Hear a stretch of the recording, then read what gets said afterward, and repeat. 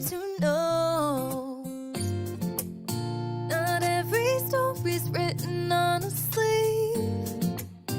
Some stories take digging deep. Eyes wide open, words unspoken.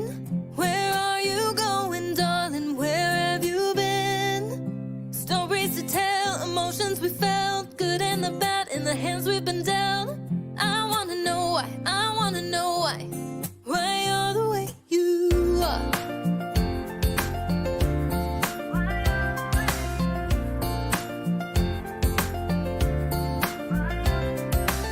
He's from the city, she's from the south.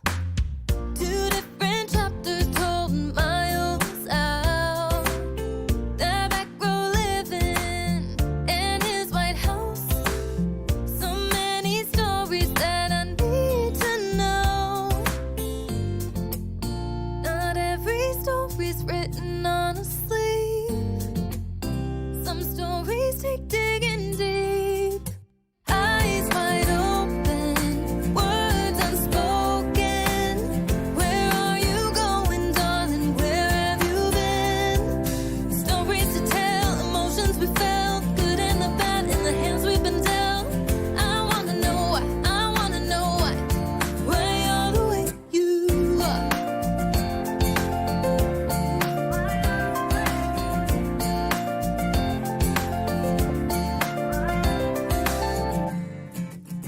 So many stories right in front of me. Some people climb to heights I've never seen. Too many falling down off their feet. These stories take digging deep. Eyes wide open, words unspoken. Where are you going, darling? Where have you been? Stories to tell, emotions we felt, good and the bad in the hands we've been dealt. I wanna know why, I wanna know why you're the way you are. Why you're the way you are.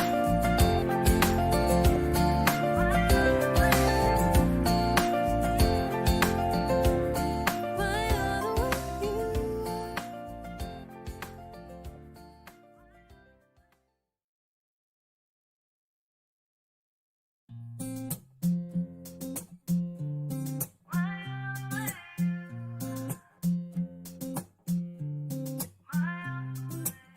Tiptoe around with face of a stranger. Quiet observer, never get too close. I see the world, but it's through this window.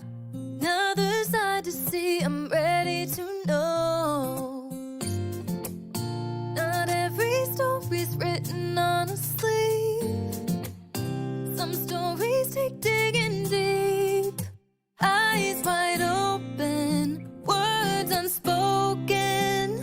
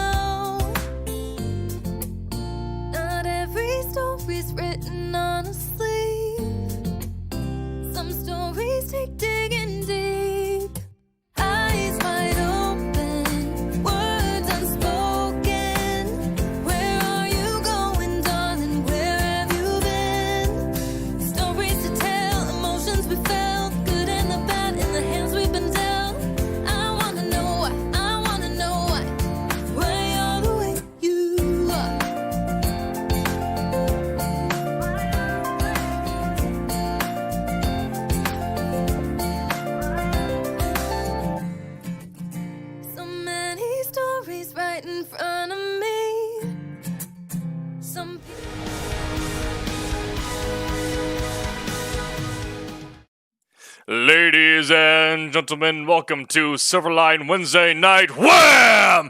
Hosted by Scott Wakefield!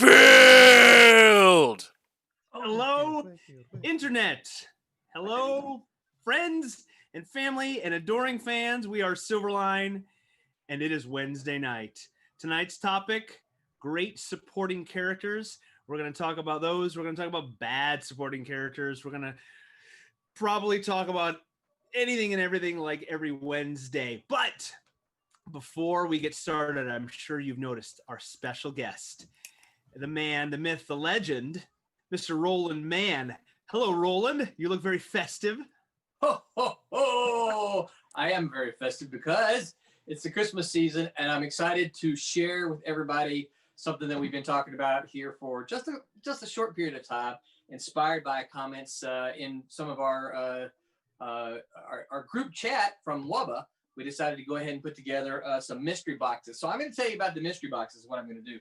And I have to be very careful here because this is some original art that's going to be the prize, and you can't see it. But what I want to do is I want to show you. We've got 20 of these, and you can see, can they see the number there? They can. Number 1, right? So they're all numbered, right? So they're numbered 1 to 20. You can see there's 20 of them in here. Let's see if I can probably show you just a little bit. I'll give you a peek of what's inside. Oh, there's a peek of what's inside, right? So what's inside all 20 of these boxes? Oh, I forgot my list. All 20 of these boxes have 3 pages of original art. There's 3 pages of original art in all 20 of these, right? In 10 of those, one of those pages is from Cat and Mouse Volume 1. So that's the first series of Cat and Mouse. 10 of those have a page from the Cat and Mouse Volume 1 series. Of those 10, one of those pages is from Cat and Mouse issue number 1. This issue right here. There's 1 page of original art from this issue in one of these boxes, okay? So this is numbers I can do. Those of you who know me, I know I don't do numbers very well, but I can do these numbers. So the 20 boxes, 10 of them have a Cat and Mouse page from Volume 1. You got a 50% chance to get an original. If you just randomly choose a box, right, you've got a 50% chance to get an original page from the first volume of Cat and Mouse. You have a 10% chance then to get a page from this book, right? A 10% chance to get this. All right. Also in the box, and that's just the artwork. Also in the box, there are 1, 2, 3, 4, 5. So there are 6 comic books, random comics. They're all Silverline random comics. One of which is a classic that I have already signed and put in there. There's also in every box. There's also a graphic novel, a Silverline classic graphic novel. So you'll get that.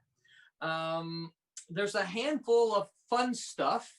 You guys have seen us doing the wristbands for forever. So that's the kind of thing I'm talking about, right? There's a handful of that I'll put in the bag, okay?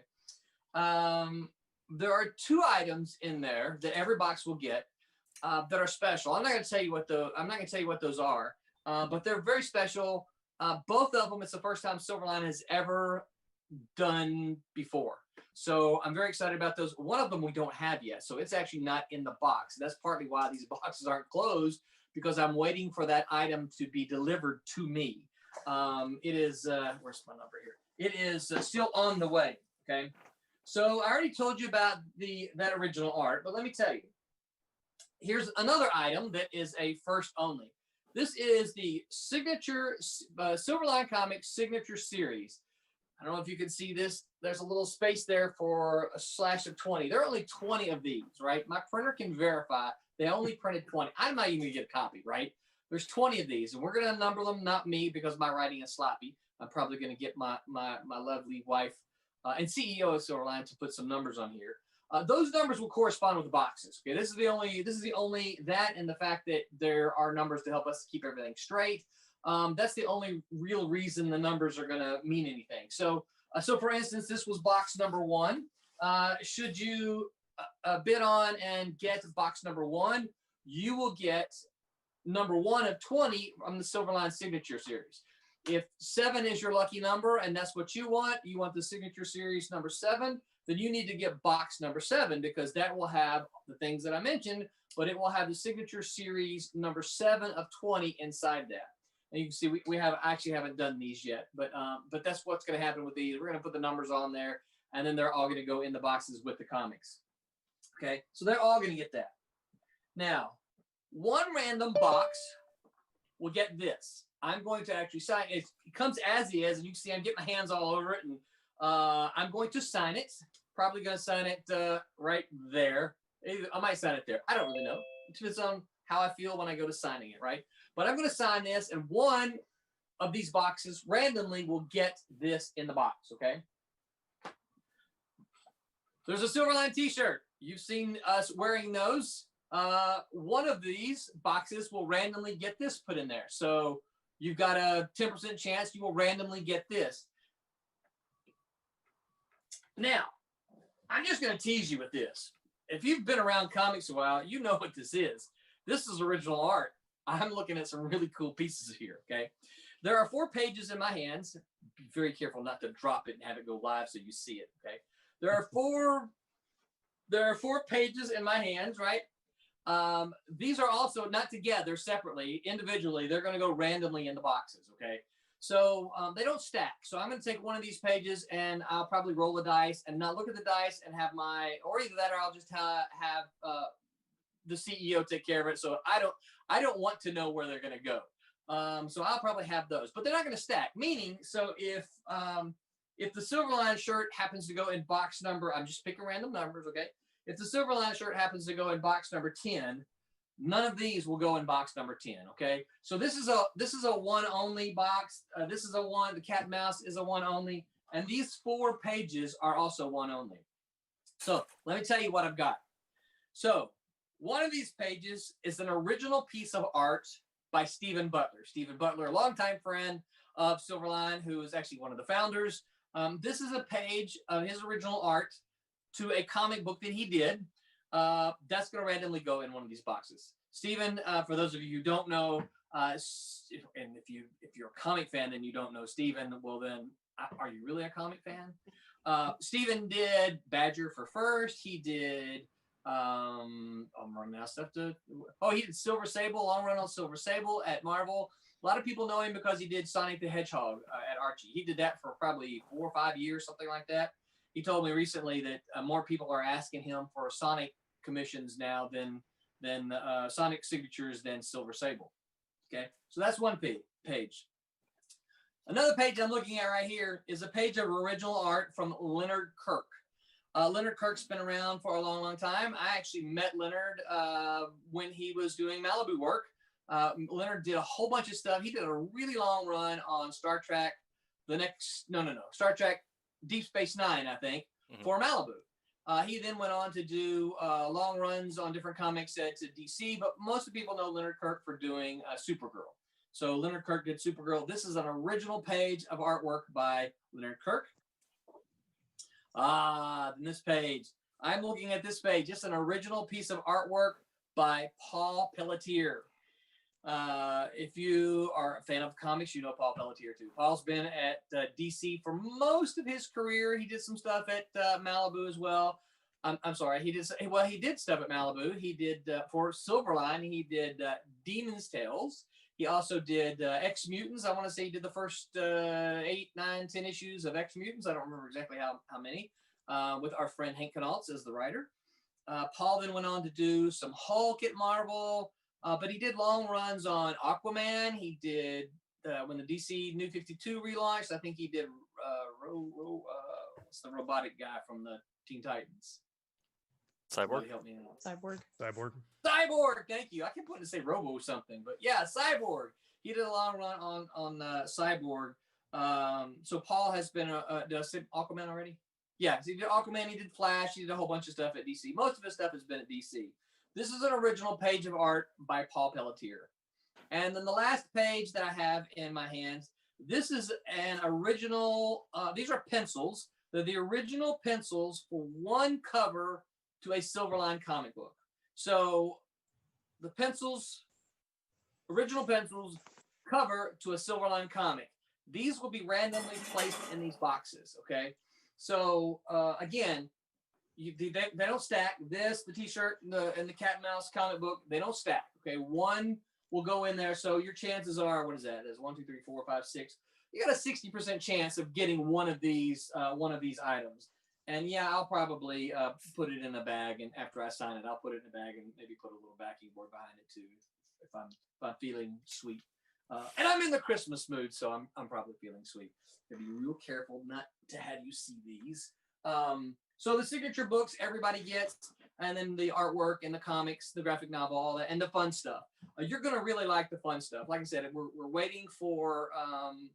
I just got an email today. I forgot to tell you this. I just got an email today that it has been shipped, and so I expect it to be here early next week, and so we'll be able to actually finish all the boxes and close them and get them ready for you. So here's how it works. Okay. Go to the Silverline website, silverlinecomics.com/mysterybox. That page is there. It's there now. It's ready and waiting for you. If you decide that you want box number 1, then what you need to do is scroll down and look at. I made a comment for every box there. I said, this is where you reply for box 1. This is where you reply to box 2, etc., etc. If you want box 1, you hit reply to me and you say, I am so-and-so, $50. This is where we're going to start. We're going to start them all at $50. $50 is where I want, is what I'm going to give. And that puts you on the list for that. Now, it's an auction. So someone can come along behind you and say, well, no, I really want box number 1. And so they can come along and say, hey, they also reply to me. Don't reply to them, okay? Reply to me, because that way it stacks them in order that the replies come in and I can see those. So you reply to me and say, no, I'll give $55 for that box. I want box number 1, okay? And this is going to go live through next Wednesday. We'll probably close it out on Wednesday WHAM. I don't see any reason why we would not close it out on Wednesday WHAM. That's 7 full days. And I think the Whammers would kind of like that honor, wouldn't you guys? That'd be fun. Yeah. I love it. Yeah. So so we'll close it out on next Wednesday, and then hopefully we'll get the money real quick. And these are ready to go. These, all we're gonna do is, just fold the flaps down. I'll even just fold the flap, and then we just ship it off to you, right? So yeah. Trying to think of what else. All that information is certainly on there. Oh, we'll do this internationally as well. Okay. I know that we've got some international fans who have emailed me before, said, I'd really like to do this, but you don't ship internationally. We don't. We've never shipped internationally we squeaked in 1 or 2 to Canada. For the Kickstarter, it's just because postage is so doggone expensive. So here's what we're going to do for those of you who might be international and want in on this, okay? We've allotted 20. We went to FedEx and asked them, how much is it going to cost to ship these? These are not a flat rate, because they don't do a flat rate box this way, but they told us, they gave us all the options. They said it's going to cost you $19 to $22. So we're essentially allotting $20. If you're in Germany and you want a box sent to you, what we'll do is we'll go down to Federal Express and we'll say, how much is it going to cost to ship this box? And if they tell us it's going to cost $40, then you're going to add an additional $20 onto that in order for us to ship it to you. But like I said, we've allotted $20 for each box. We've allotted $20 for the shipping. And then you get a steal of a deal. If you add that up, that's like $30, right? For if you get it at the $50 base rate, right? 3 original pieces of art, chance at this stuff, a graphic novel, a handful of comics, 6 comics at least, a signature book, and a couple other fun things that I really, really, really want to tell you, but I'm not going to, because they're just so exciting, and I want to wait until you see them and see you all surprised. So go over to silverline.comics/mystery box, and that's where you'll place your bid on these items. There are 20 of them. Guys, you got any question? Anything that you think, hey, what's the answer to this, Roland? Can I win more than one? Yes. What's that? Go ahead. Can I win more than one? You absolutely can. Excellent. If you decide, hey, I want to get box 7 and 14 because those are my lucky numbers. I mean, it means you got to pay for both of them, right? But yeah, you can, if you want 2 boxes, you can absolutely do that. It's an auction, so someone can come in and bid against you. But yeah, you can absolutely get more than one if you want one. If you want more than one. Good question. Well, what time are you going to put all the stuff in the boxes and just seal them up so that way there is no more changing stuff around? Because what if I thought 3 was the box and then you're like, I don't want Thomas to have what's in 3. I'm going to put it somewhere else. I'm not going to do that. When are you going to seal them? You got to seal them up at some time soon. Yeah. We got to see you sealing them. So I'm not going to seal them until I get that last item, which has just been shipped. Okay. The anticipated date for the item, the email said was December 16th. So I think that's what day is that? Oh, I don't know. What is next Wednesday? What's the date of next Wednesday? The 16th. Anybody know? 16. Huh? 16th? Yep. Okay. So I should get the item on. So I should be able to have them sealed by Wednesday WHAM next week. Because I'm not going to put the item in the box while you're looking because it's a secret and I want it to be fun when you open it, right? I mean, that's part of why it's a mystery box, right? I'm telling you some of what's in it because some of the stuff I want you to know, particularly for the signature books, because I want you to know they're numbered and that number means something for the box. But yeah, we'll do that and they'll be sealed up by Wednesday WHAM next week, by this time next week. How are they going to pay for it? You pay for it by PayPal. We don't really have any other way to get money. We don't, PayPal, just PayPal. We'll, once it's done, we'll send you an invoice. And make sure you give me your email. We'll send you an invoice and then you just pay that and then we'll get it off to you. Good questions. And Roland, Yes. is there only one golden ticket to come spend the day at your comic book factory? Oh, yeah. Yeah. That might be hidden in the tree somewhere. I'm not sure that's going to make it into the boxes. That'll be the mystery box for next year. We did imply last week that you were going to have like food and stuff in some of these boxes. Are you not doing that? Waffle That's maker. what we You were- want me that's to what stick we were- brownies in here, That's what we've been like, told. or cookies with original art in comic books. We thought you were going through your garage and you're like an old racket. Yeah, clothes, dirty clothes. You were just going to jam them with stuff. I wish I did have stuff like that. Now that we'll have to keep that in mind for next year. Something old from my garage. Oh, you could have went through my garage. It's full of crap. You could have got as Well, much stuff as you wanted. We may have to do that. Don't fall for that. Tommy's just trying to get you to clean out his garage. Yeah, I'm not cleaning out his garage. He's gonna have to give it to me in a box. Absolutely. Pay him to clean out his garage.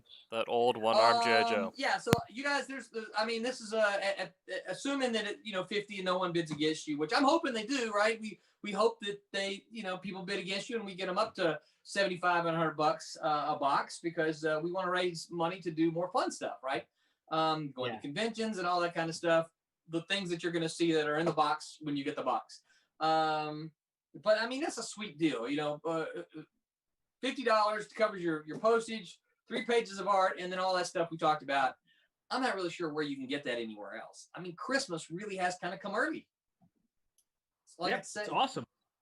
yes, I think so. So, ho, ho, ho. Was there another question? I don't think so. Okay. I'm going to go because I still have work to do. So I'm going to turn it over to the Whammers. You guys have fun. We'll see you. Hey, I'll good night, see Roland. you Are you going to on go Silver up Sunday. the chimney? You're zooming up the chimney? I am, but I can't let you watch that. I got to touch my nose and. You do look, Roland, you kind of have this forced perspective of those big boxes. You look kind of like a little elf, like they're like these big boxes. Yeah, and that shirt has Am a I sitting roll. taller and bigger? Does that help? Yeah. That's good. That's good. All right. See y'all later. Thanks. Later, Roland. Hi, Roland. So those, we'll be talking about those. I didn't have all the details. I tried to scribble some of those down. There's lots of cool stuff with those mystery boxes. And if you are a comic books fan, there's really no other chance to get that exclusive and one of a kind and original. Those are all really important words in the the collector's vocabulary. That's awesome. So silverlinecomics.com/mystery box. Is that correct? Not plural. Mystery box. Right. And as always, silverlinecomics.com is your place for everything Silverline. So if you want to order titles, they're all right there. You can order our comic books. I have not checked. I think all of our titles are up there except for 2. Are we still waiting on the last 2? Do you know, Tommy, any idea? I think the only thing that's not current is the Trumps. The Trumps book is not up because I think because it was so big. I think we're doing it in 2 parts, but that's I believe that's the only thing that's not up. But the Cat and Mouse is up. Kalis 1 and 2, yes. Divinity. Got Fire Rush 1 up there. Pretty much everything's come out recently except for that most recent Trump's book. Yes. Yeah, because that's my fault. I want to remind anybody that it is gift giving season, and we all know the big guys are doing okay. I mean, like the Amazons and the WalMarts. So it's a great, unique gift. Get somebody a comic book, and independent comic books. There's something fresh and new, and our titles are unique. Our creators are unique. Our writers and arters are all. They all have a fresh voice and it's different. So buy a comic book for a friend, buy a stack of comic books for yourself, silverlinecomics.com. And before I forget, always, we're on Facebook and Instagram, and we are on LinkedIn. And where else am I missing? We're also on TikTok. Socials, and like us and follow us and share us in this feed. TikTok, yes. Share this with your friends, and you can always watch this again. And while we're talking, and then later on, anytime, feel free to leave a comment. We love for you to be part of the conversation. Ask questions. It doesn't always have to be about the topic of du jour, and you can ask comic books, pop culture, all that sort of stuff, and we'll try our best to answer them even after the fact, after the show is live. So we're a half an hour into the show tonight, and we have not introduced ourselves. It is our custom for us all to say hello and remind you who we are. If you've never heard who we are, we're happy to meet you virtually. And I'm going to go from the bottom of my screen on up, and we've got Mr. Grand Moff Metych there. Hey, sir, you are muted right now. I'm going to give you a second, and you can start the ball rolling. And Brent, you're going to be next. Rory, Haley, Michael, Tommy, we'll get going, okay? Go ahead. Hey, everybody. Happy Wednesday. My name is John Metych. I am an editor at Silverline Comics, creator and writer and letterer and pre-press guy for Sniper and Rook, the upcoming Ripper miniseries, and a couple other miniseries I can't talk about yet that are pulling together and hopefully will be published in 2021. Thank you, sir. Thank you, sir. Brent, and then Rory. I am Brent Larson from sunny and not quite warm Orlando today. The warmth part, anyway. I'm the writer-creator of Kalis. I am the writer-creator of the upcoming, what's it called? Cape Town. You can find, it's really been on my mind lately. You can find me at Brent.vector on the Insta, and BrentTLarson.com is my website. And does that cover it all? That's good. That's good. Thank you, sir. We don't. I don't want to make you talk too much, everybody. Rory, go for it. Hello, I am Rory Boyle, co-creator of Steam Patriots. You can find us on the Gram and the Facebook, I believe, at Steam Patriots. It should be coming out early 2021. Hope so. And I'm from the frigid north. Yes. Florida. And The Florida. Grand Moff down there is hailing from Chicago. I like to have everybody. Unfortunately, yeah, about an hour outside of Chicago proper.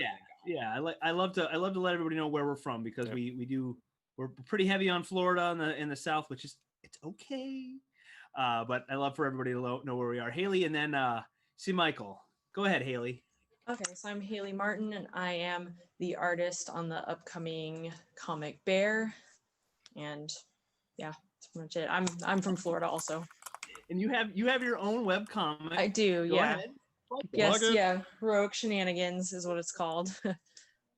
Heroic Shenanigans. Heroic Shenanigans. And, yep, Haley, Yep, it's a mouthful. you're the kindest person to this show. I always feel like you're just so polite to all of us. And plug The away. nicest Love it. for sure. You said Heroic Shenanigans, and I misheard you, and I think you need a spin-off called Baroque Shenanigans. Oh. Early music enthusiasts that play the harpsichord, okay? That's your idea. It's yours, so you can have The it. bad boys of classical. Yes. Nice. And C, Michael Lanning, where the C stands for charismatic. What? Wait, no, stop! Christmas. There we go. Oh, gosh. I like Yeah, that. close. It's so good to have you back. I'm yeah, I bet. I'm C. Michael Lanning coming to you from Louisiana, where I just found out I'm a genius because I found the 8 in a group of 9s. I'm also an independent artist and a mad scribbler on the comic Rejects coming to you from Silverline pretty soon. So. Mad And I just got a friend request from a Rakusaki. So I'm getting very popular. So you need a. You're big in Japan. Yes, I guess, or at least with the shredder. Okay. Next to Tommy, and then we'll go to Tim, and I'll wrap it up. Go ahead, Tommy.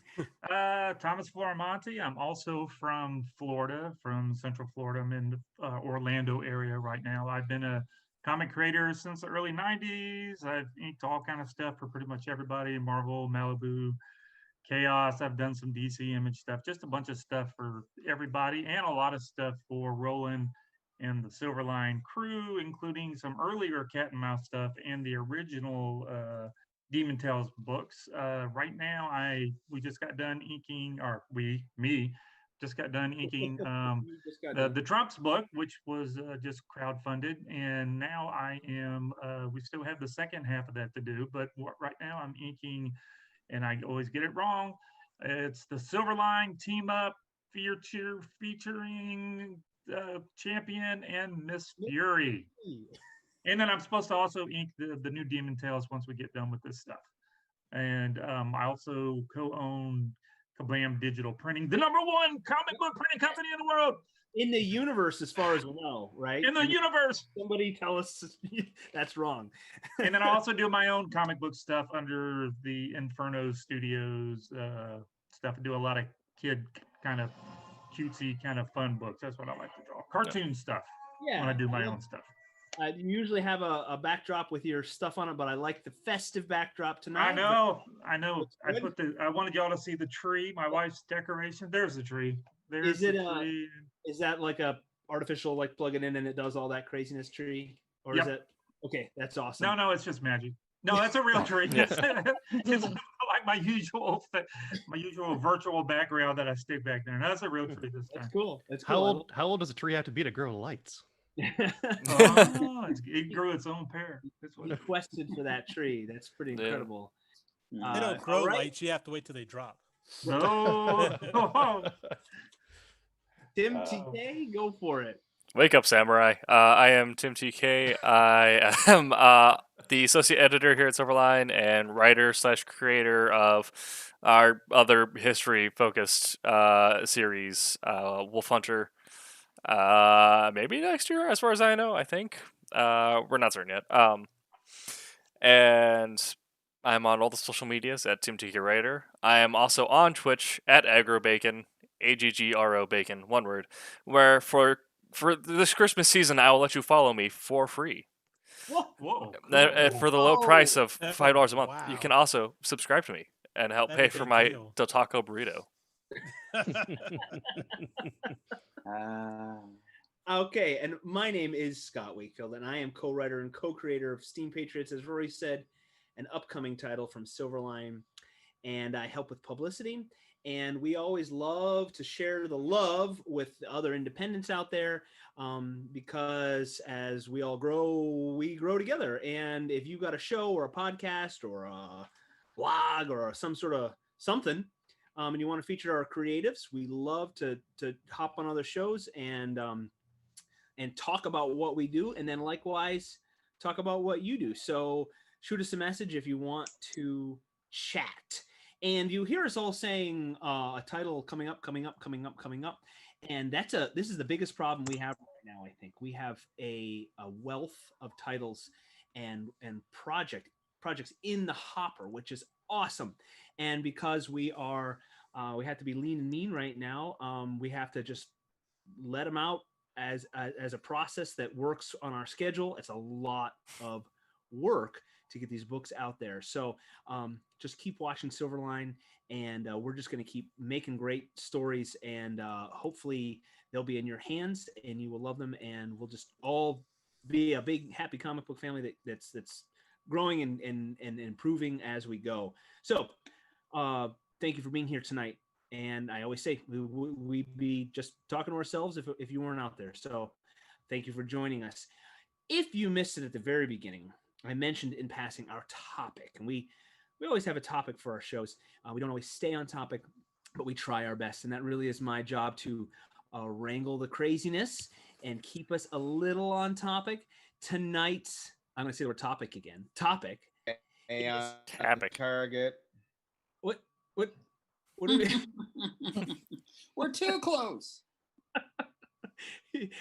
The topic is what makes a great supporting character, and we always like to give examples. If we're going to talk about good, we're going to talk about the bad. Talking about the bad helps amplify the good, and defining a supporting character I'm going to be loose and free on that, because our rules are always loose and free. That could be sidekick. That could be a walk-on, walk-off role that had some part of the plot, and then some supporting characters then end up being so awesome they get their own title. So we're going to try to talk about all of that. If you have somebody you absolutely love, that makes a great supporting character, tell us who and why, or somebody you thought was a horrible supporting character. Who and why? Go for it. So I'd also like to talk about how those characters round out the story. And of course, a good supporting character is going to be integral to the plot and hopefully helpful or important in some way. And they might be not helpful, but that might be the whole point, to the hero, and how they round out the story. Meaning, do they fill an archetypal role? Do they help further the plot somehow? So let's get started. I'll get the ball rolling. Great supporting character. One of my favorites, and probably a cliche, Samwise Gamgee. I knew you were going to say that. I knew you would. But it's predictable. But if you're going to talk about a supporting character that is so integral to the story that there are huge debates about whether he's the real hero, and I know we could even say Merry or Pippin, or but you can debate whether Samwise is the hero because he literally carries Frodo, but he makes a great character. He's a companion. He rounds out the duo of Frodo and Samwise. He's the strength when Frodo's failing. He's also a problem, a bit of a burden that Frodo has to deal with. So that's as an example. I wanted to use Frodo or Samwise to get us rolling. Who else has somebody? Oh, and Brent, are you going to be sticking to the show, or are you going to be cutting out midway? I do have to cut out midway. Okay. So we'll be sure to give you ample time to impart your wisdom. Go ahead, see Michael. Yeah, I thought the question was who's who's a bad supporting character. Isn't that what you sent me? I think you That sent me was one of- something different too. But you don't look at I but you believe- don't look for it as a supporting character. I think Well, Scott said it's just the flip both, side. right? It's a good conversation. Yeah. What's good? So the- what's bad? Yeah. Okay. Well, that's what I was prepared for. Well, there's nothing wrong with telling us who. That's exactly what I wanted. What So I the don't- topic was what makes a great supporting character, or what do we look for? And I elaborized by Ooh, having you made us up the talk word about too. Oh, yes. okay. What makes a Making up bad words. supporting character? Because I love to do that. I love the juxtaposition. How's that? Oh. That's a real Oh, word. there, whoa. What makes a bad supporting character? Shia LaBeouf. Oh Next. God, yeah. Oh God, this is gonna be Lord. one of those. Yes. In a particular role. No, In any just any role. as a supporting character. Yeah, I mean, okay, look, He's- and honestly, I don't really have that big of a problem with Shia LaBeouf, but Indiana Jones, Constantine, and Yeah. iRobot, he was a supporting character. He Yeah. didn't support Keep too on much. forgetting he was in Constantine. Yeah. Yes. Was he in Constantine? Yes. I think I blocked out was- everything except for was Keanu a Reeves carrying that sidekick. movie. Me too. The good thing, the best part about that movie is, well, he died. Oh. Spoilers! Yes. Oh man. Oh, That's if been you're out for spoiled after years. you haven't seen Constantine yet, you shouldn't be watching this show. No, not yet, not yet.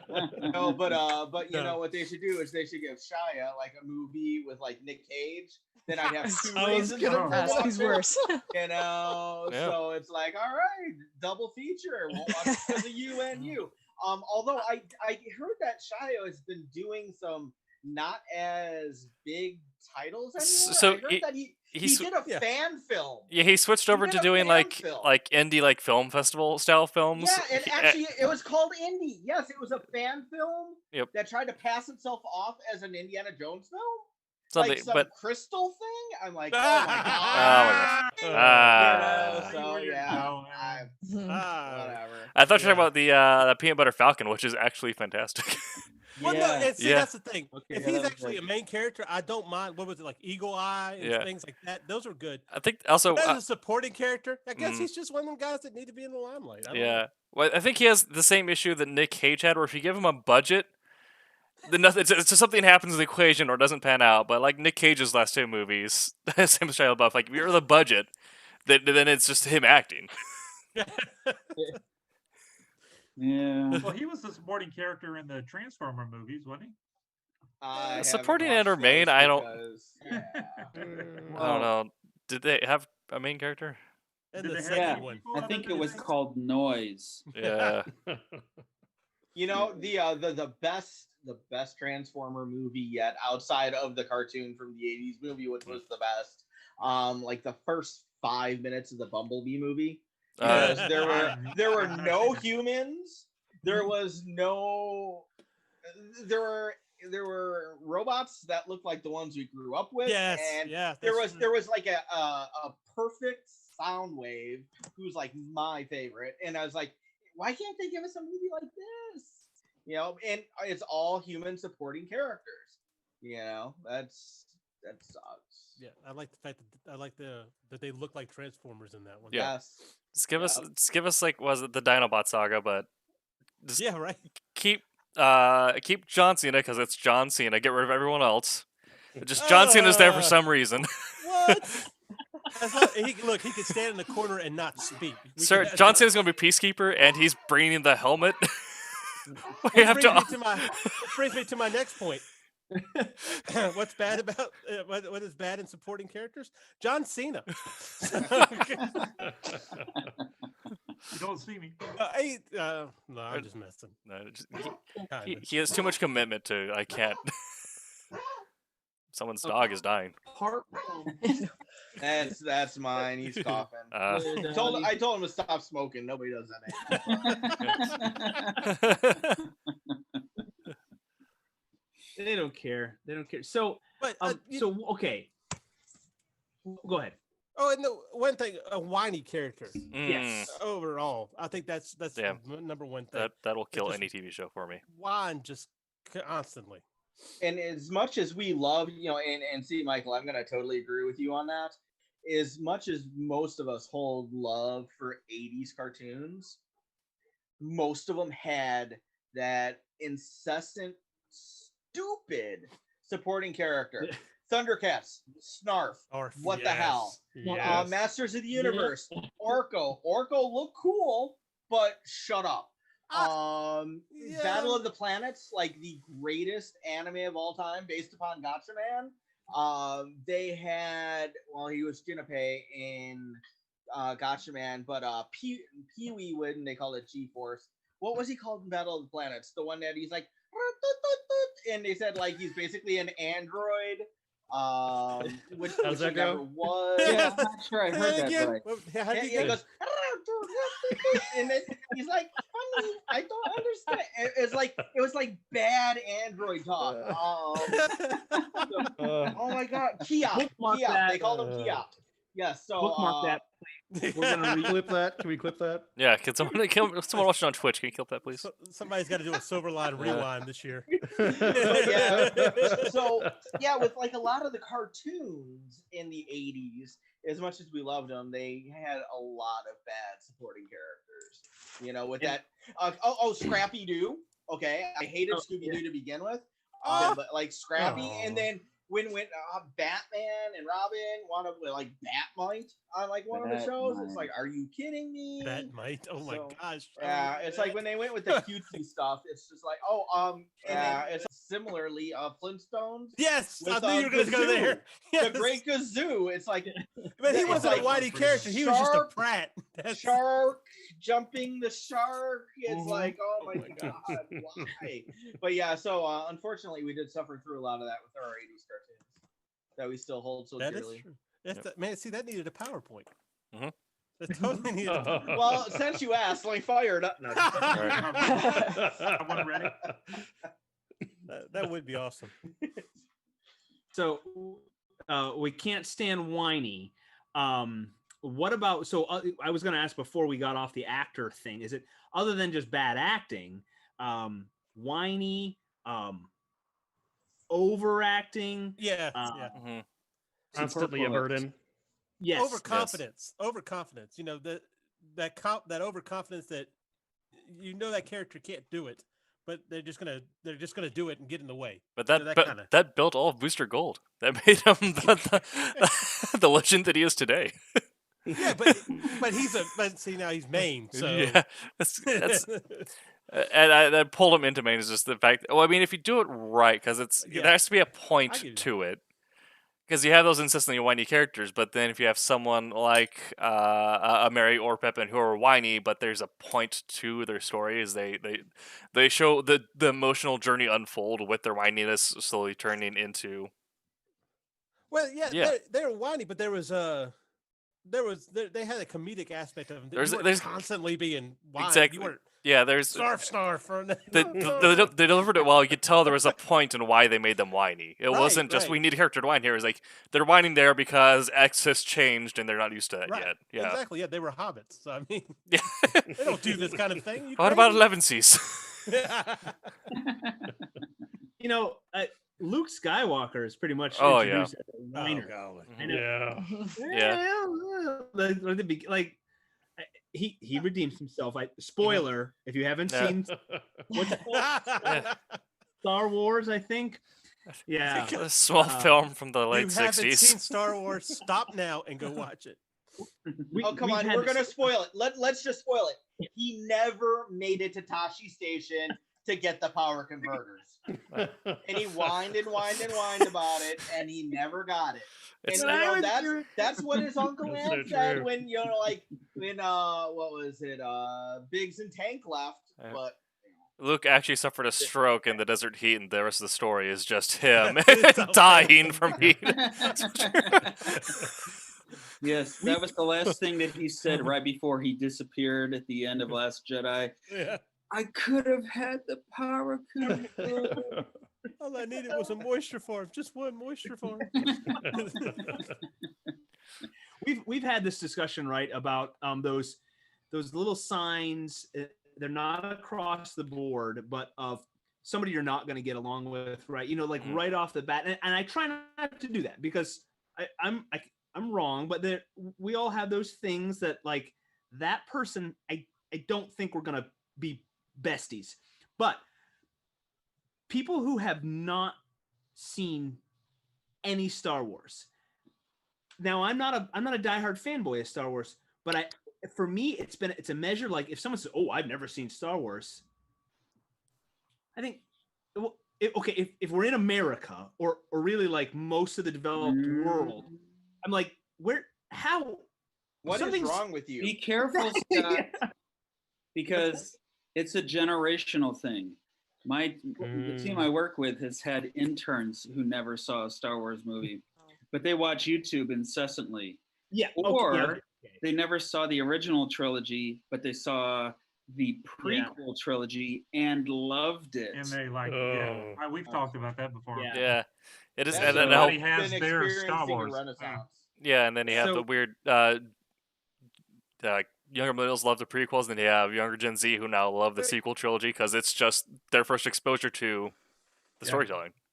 My my son, when growing up, of course I've got Star Wars stuff all around the house. He's like, I hate Star Wars. I'm like, you're adopted, And then- whatever. Now you, Don't no Christmas don't put for down you. my religion. That's not cool. And then when the new sequel trilogy came out, that's when he was actually interested. That's when he wanted to start getting the cool stuff. We saw the movie 23 times. Force Awakens 23 times in theaters, once a week while played in Illinois. So that was pretty cool. But his wording was like Star Wars Rebels. That's where he really kicked into high gear. He goes, "This is my Star Wars." And then he went back to watch Clone Wars. He really has no interest in watching the Holy Trilogy with me. So the originals don't do much for him. But it's I'm okay with that because he has his, we have ours. Those poor children of the 90s have the Phantom Menace. Oh my god. But Even as a child I wasn't into it. but it's cool that everybody has theirs and they all tie together. And now oh my god, he's the one who's wanting to stay up till 2 or 3 o'clock in the morning to watch The Mandalorian when it drops Friday morning. And so he beats me to it, and I'm like, but I'm the one with the shrine to Boba Fett in my house. That used to be in my office. I literally have it. I'm looking right at it, a shrine to Boba Fett, and I'm like, okay, so you like Mandalorian stuff now? He's like, yeah, because of Clone Wars, and and so he's schooling me on stuff now, and it's cool. But have you watched the Life Day special with them? The original holiday special. I did show My him wife and I just caught it the other night. That was fun. The Lego thing, right? No. He's talking the original one. The one that opens 5 minutes of Wookiees talking and you don't have any what's happening. Oh no! Yeah, you're talking about the old one. Yeah, the one with B. No, Arthur and Tim I've got some bootleg versions of it. And Carrie Oh my Fisher God. sings. Yeah. Carrie Fisher sings, and Luke Skywalker has way too much rouge on. And Yeah, let's see, that's something. But the cartoon that was done by Nelvana with the first appearance of Fett, Mhm. that was cool. That Yeah. was really, really cool. So I'm so glad Chewbacca's son Lumpy was watching that. Or was the father Lumpy? No, they're all lumpy, whatever. Did you guys catch that Legos thing? No, I do want to watch that. Same. I heard It's it was really good. cool. I heard it was good. Yeah, it was really neat. It's pretty funny. Is Jefferson Starship in it? Yes. Yeah. Well, not the Lego one, but the original one. Well, Yes. I don't know if I can watch the Lego one then. Right. 'cause I need that. Frankly, I'm more of a Hardware Wars fan myself. Anyone? I've got that on DVD. Yes. Yep. Yes. Yep. But I think we can all agree, if you encounter someone who has said, I've never seen Star Wars, something's not right. I feel like turn and run. No. Because You just back away slowly as to not provoke. I feel like you're proselytized. Guys, you need to look at this as a teaching opportunity. Exactly. If they say they haven't seen Star Wars, then say, do you have a piece of paper don't write this down on your phone. You'll lose it. Write it down. Start here. Right. I feel like here, and then we'll talk. No, you we sit need them s- down and you pull your phone out and dial it up into. you got 3 hours, right? Yeah, well, then sit down with me. Let's watch some. No. I feel like we need to create some like some old school like Jedi tracks, like like the piece of paper they had at school. All the bathrooms. So we could be like, what are those, the Jehovah Witnesses? Yeah. Preaching the Force. Yes. Just the next time one of those guys or gals knocks on your door, would you like to hear about our religion? Well, let me tell you about mine first. All right. Let me So tell you those about are my good old chosen friend LS. but unfortunately, he didn't have the high ground. And like 4 hours later, they leave crying, and you're like, my work here is done. Okay, so let's bring it to the sidekick thing. C-3PO. C-3PO was whiny. Yes. Yeah. But as a protocol droid, he was good for the comedic relief that he offered. Yep. Yes. Yes. You could say, of course, R2-D2 was too whiny, but R2 had a mouth. I was just gonna say, He does a lot.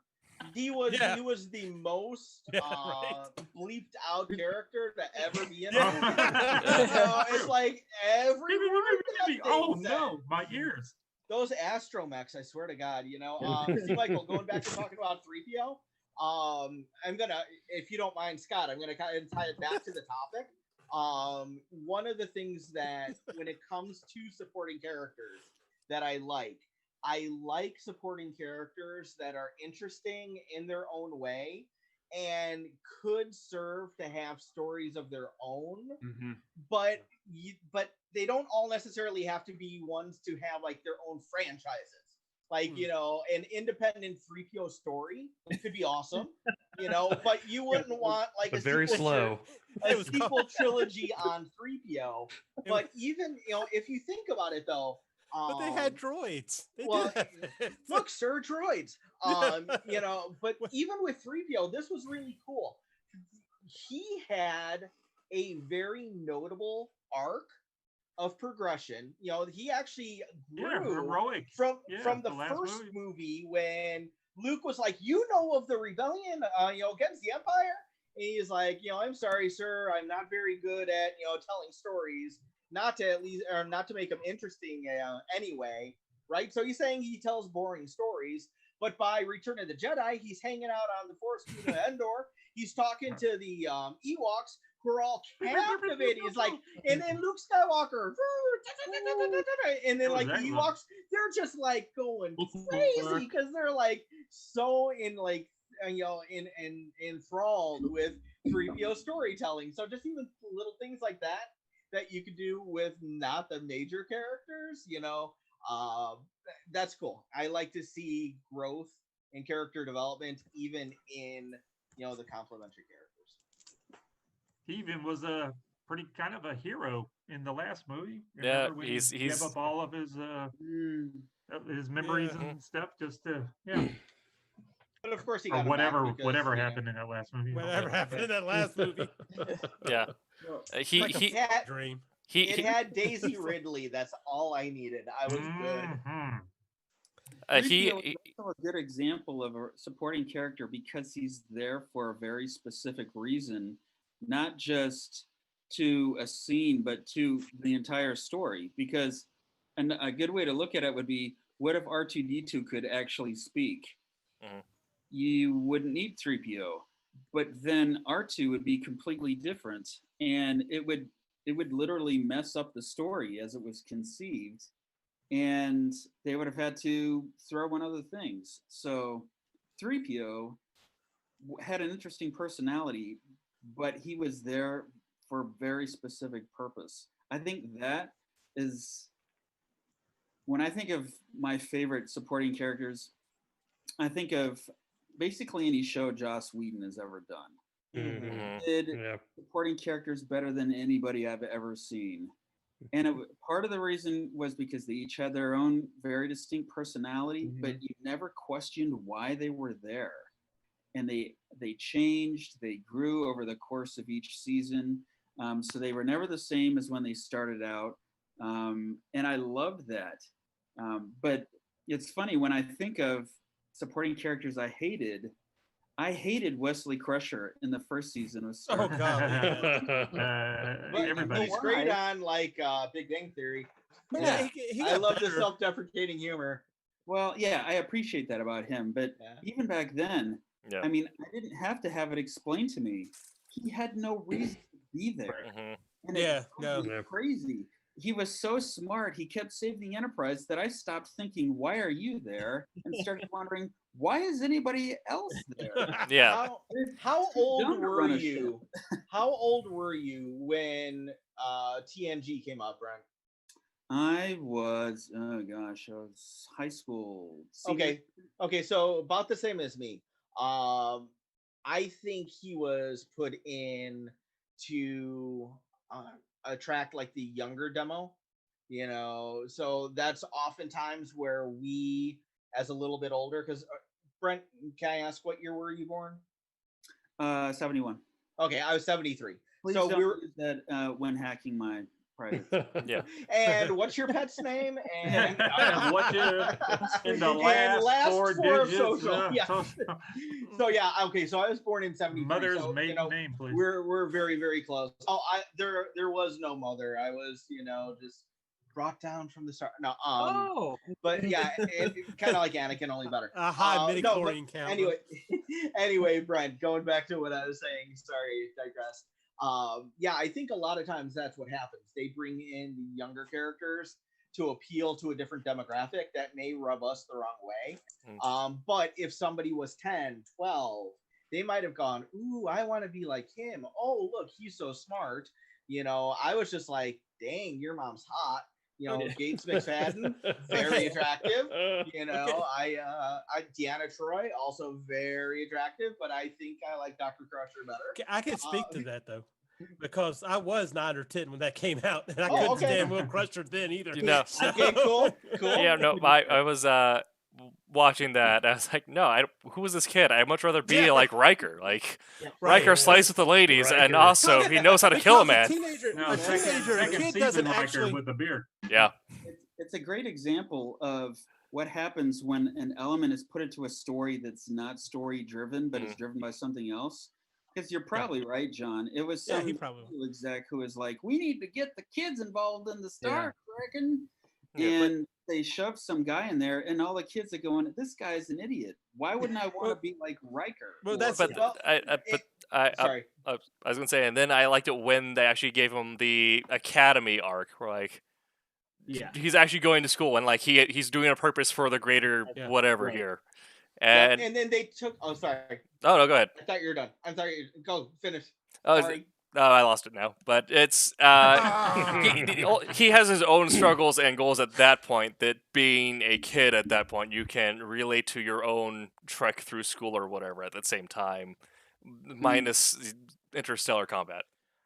And then where I was going with that one, Tim, because I was gonna like dovetail on yours because you make a great point, and I think that they did that even better in DS9. Yes. Because not only did Cisco's son go through the program, but Nog, the first Ferengi.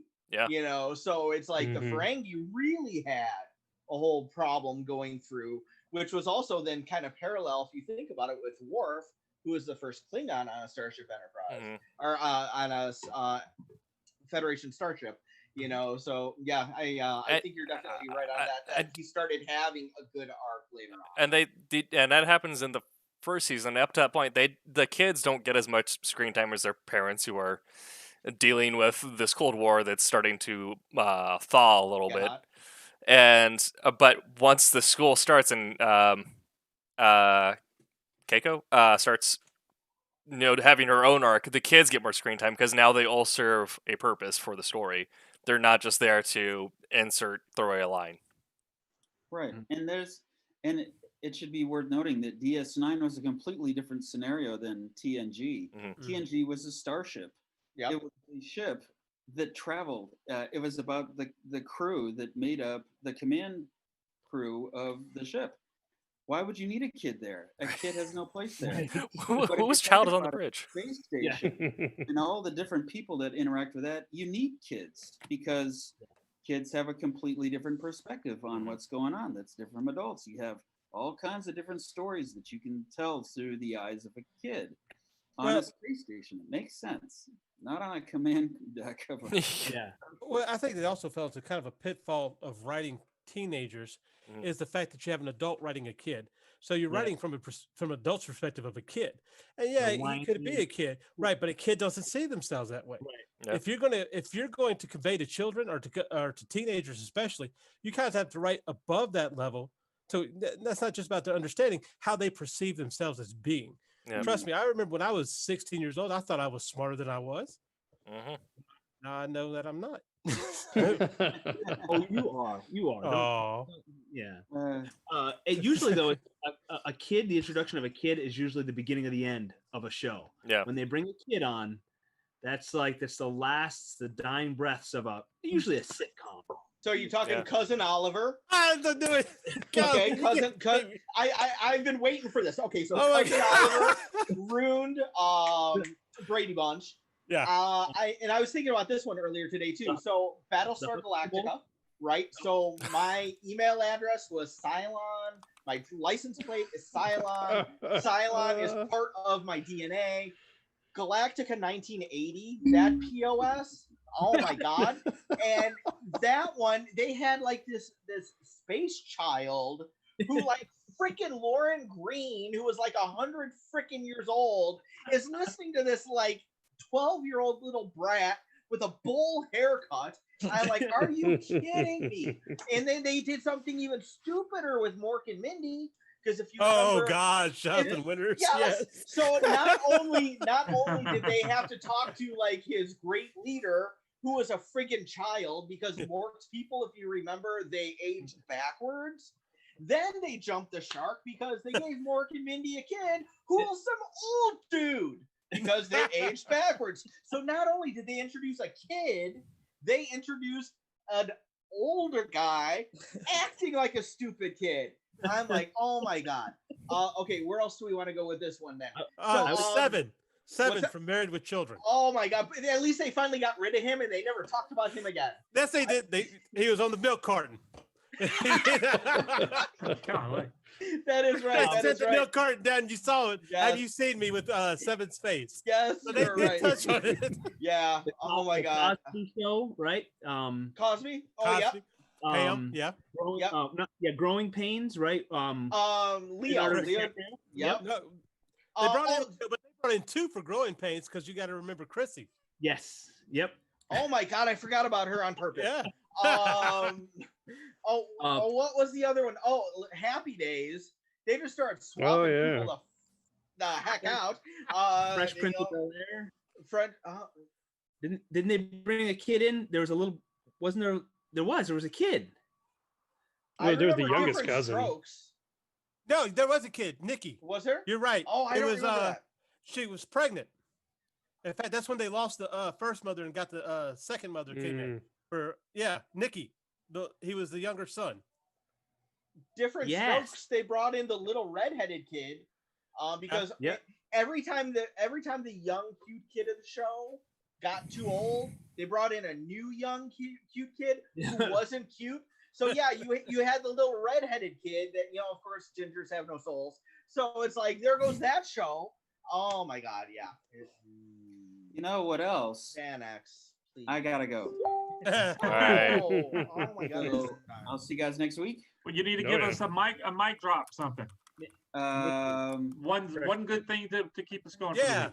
Oh, geez. Come on, Dad. Come on, Dad. Okay. He was the kid from Independence Day too, wasn't he? Independence Day is a work of cinematic genius. I'm Brent Larson.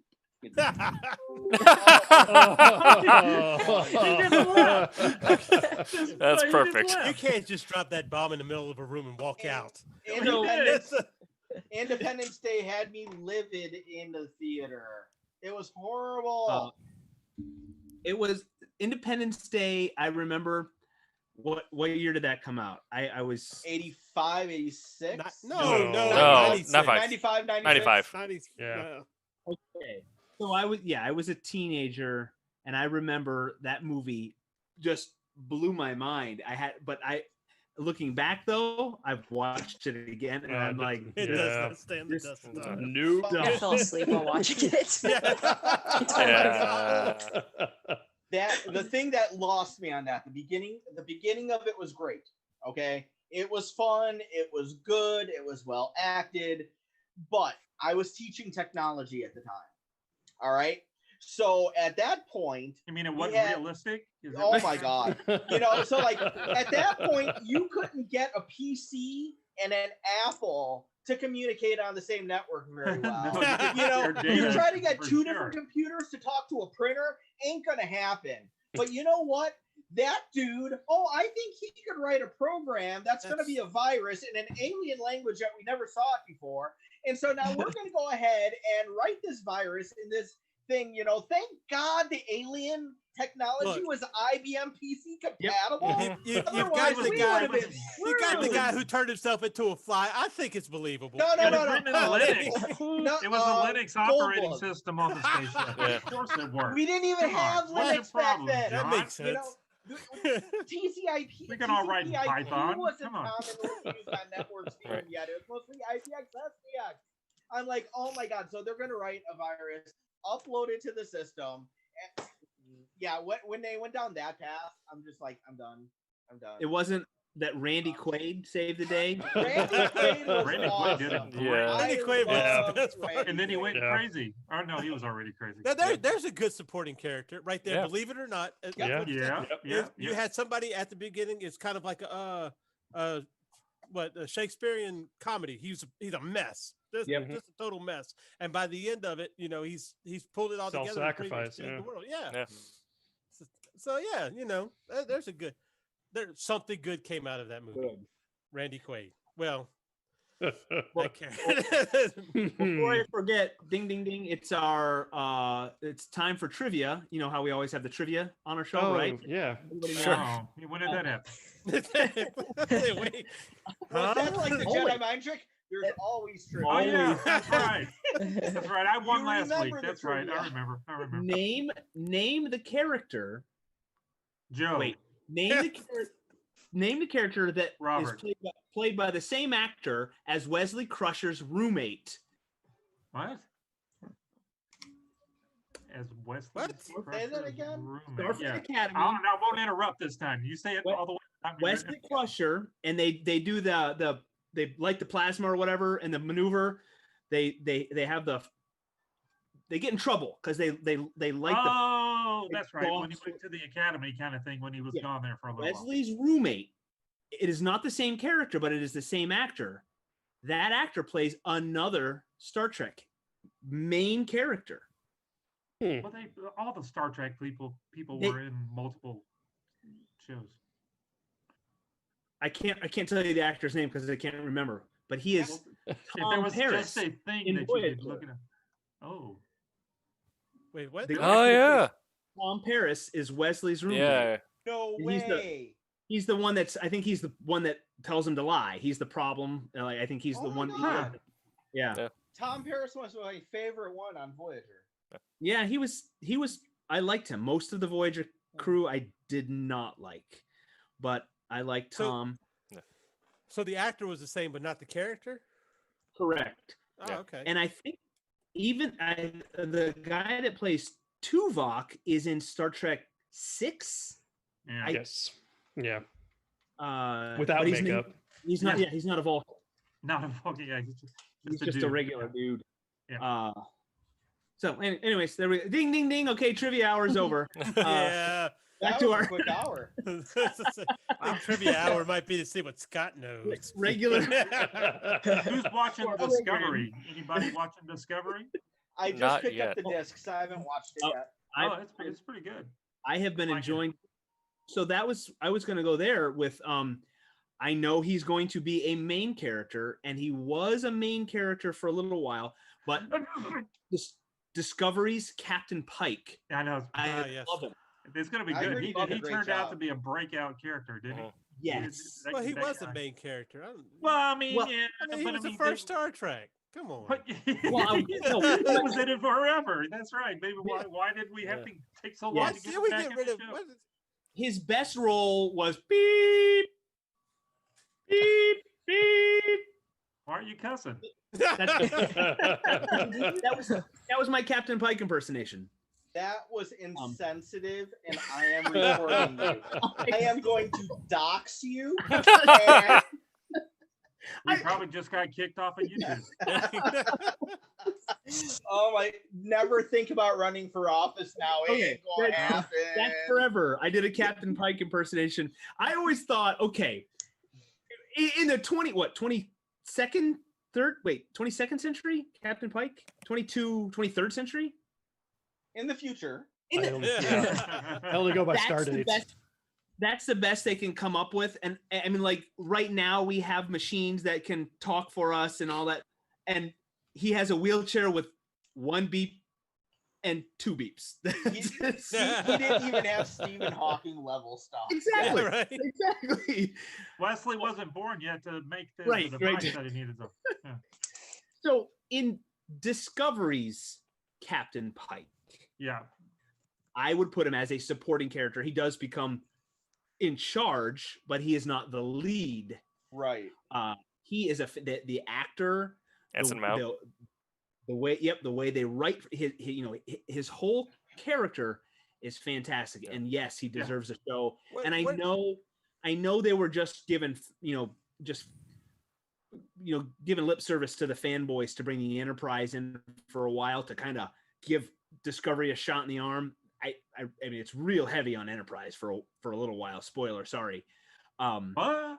Oh well, yeah. I don't want to go spoiler, but the reason I want to see it so bad, and I won't say, Spock. but no, actually, that one kind of pushed me away a little bit. I'm like, Oh, he somebody was else plays fine. Spock. He was fine. And I'm sure he is. Yeah.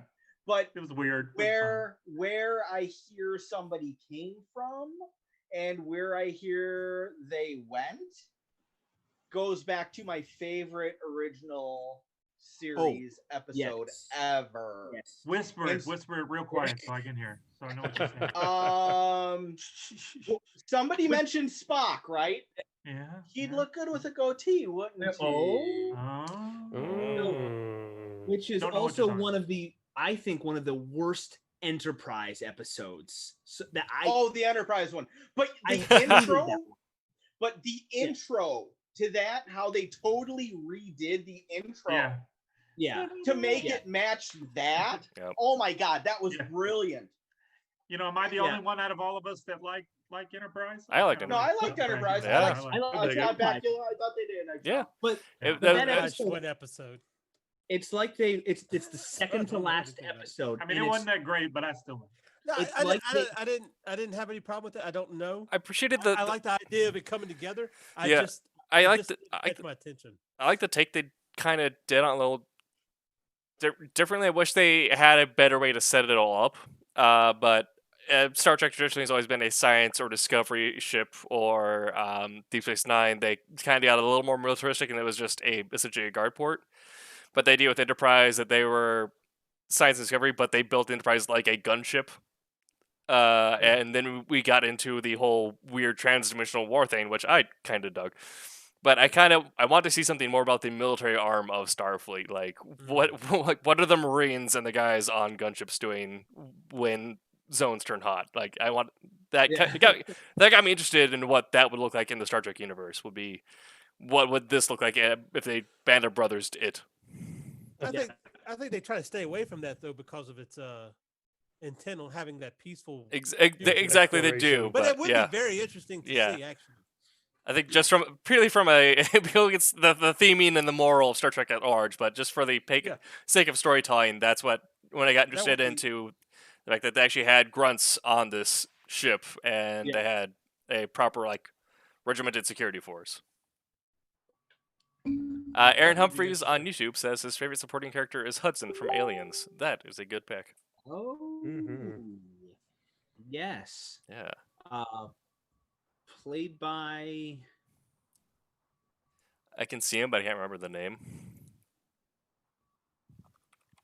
Well, if someone wants to look that up, they Bill can. Paxton. I don't know. Oh, that's yeah. Bill Paxton. Well, look at Game it. I over, never saw man. it. Yeah. Never saw it. That's Yeah. just, Yep. Yeah. but Bill No. Paxton was in everything. Mhm. Yeah. Wasn't he in Independence Day? Okay, well, No. not, No, no, that was that's- Bill Pullman. Pullman. Yeah. Dang. It was a bill. Isn't there? Sorry, there's probably a Simpsons reference. Isn't there a Simpsons reference where they're in the theater and the sea captain corrects him on it's Bill Pullman? Isn't there a? So I'm gonna have to look that up. I have to watch all the Simpsons again. Yeah, for because they were the- both kind of getting popular at the same time. They were getting, Yeah, and aren't they? Yeah, I feel like they're in the theater and someone yells at him that it's Bill Pullman or Bill Paxton. I don't remember. But Okay. I just remember What's- Bill Paxton was in like sequels of stuff like Aliens and Oh. Predator 2 and stuff like that, and Twisters. Ooh.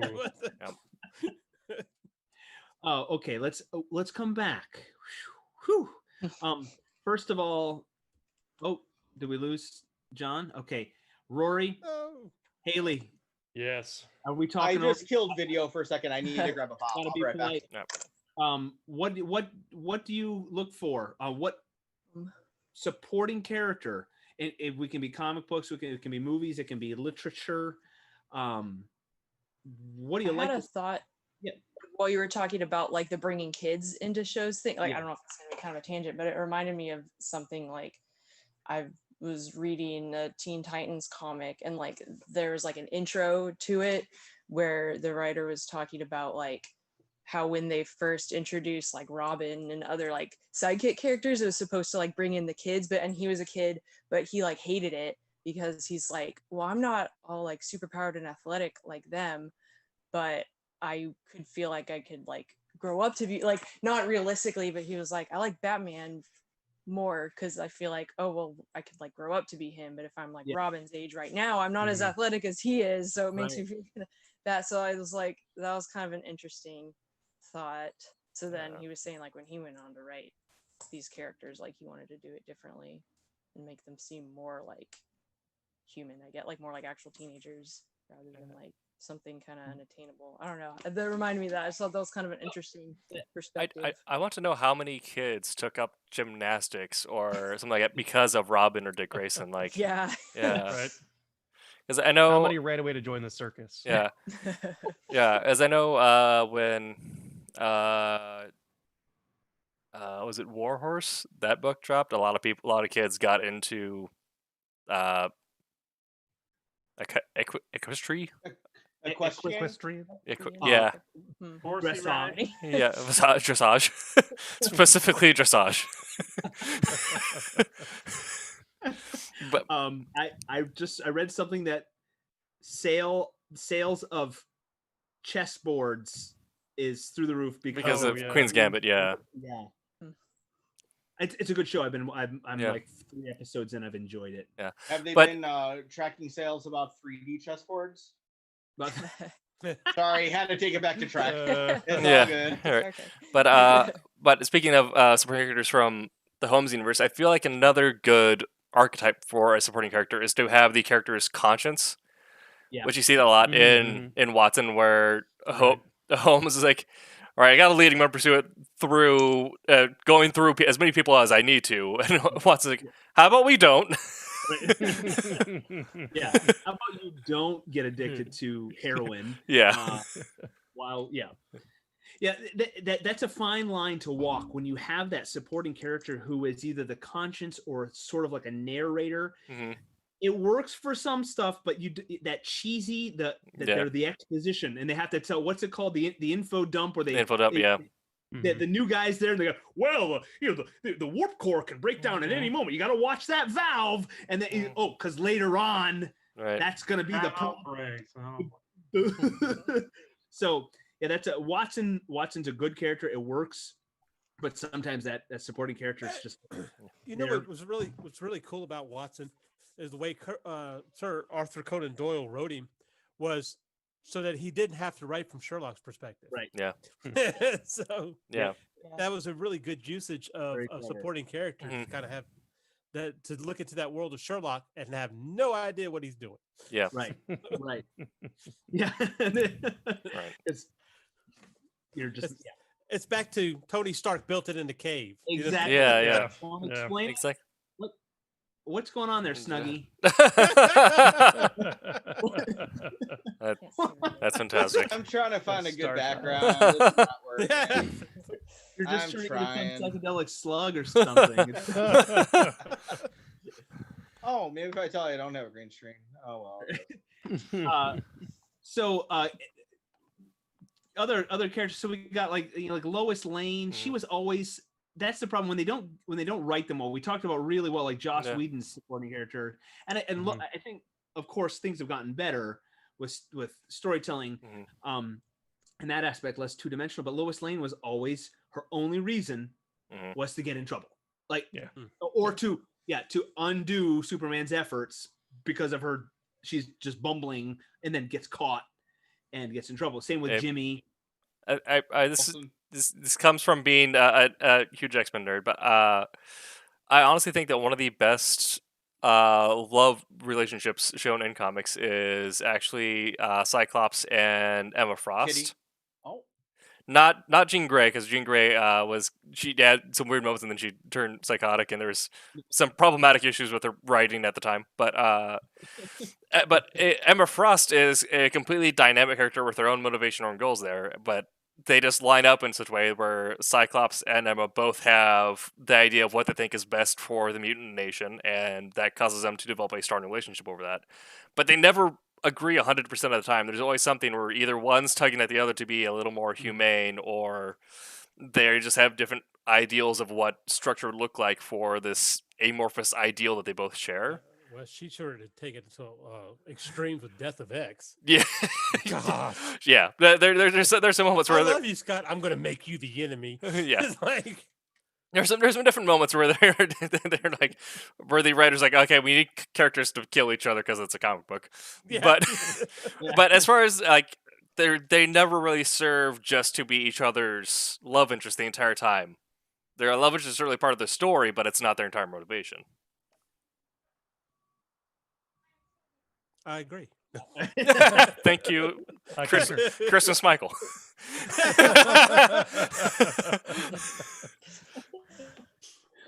I get back to the Joss Whedon world.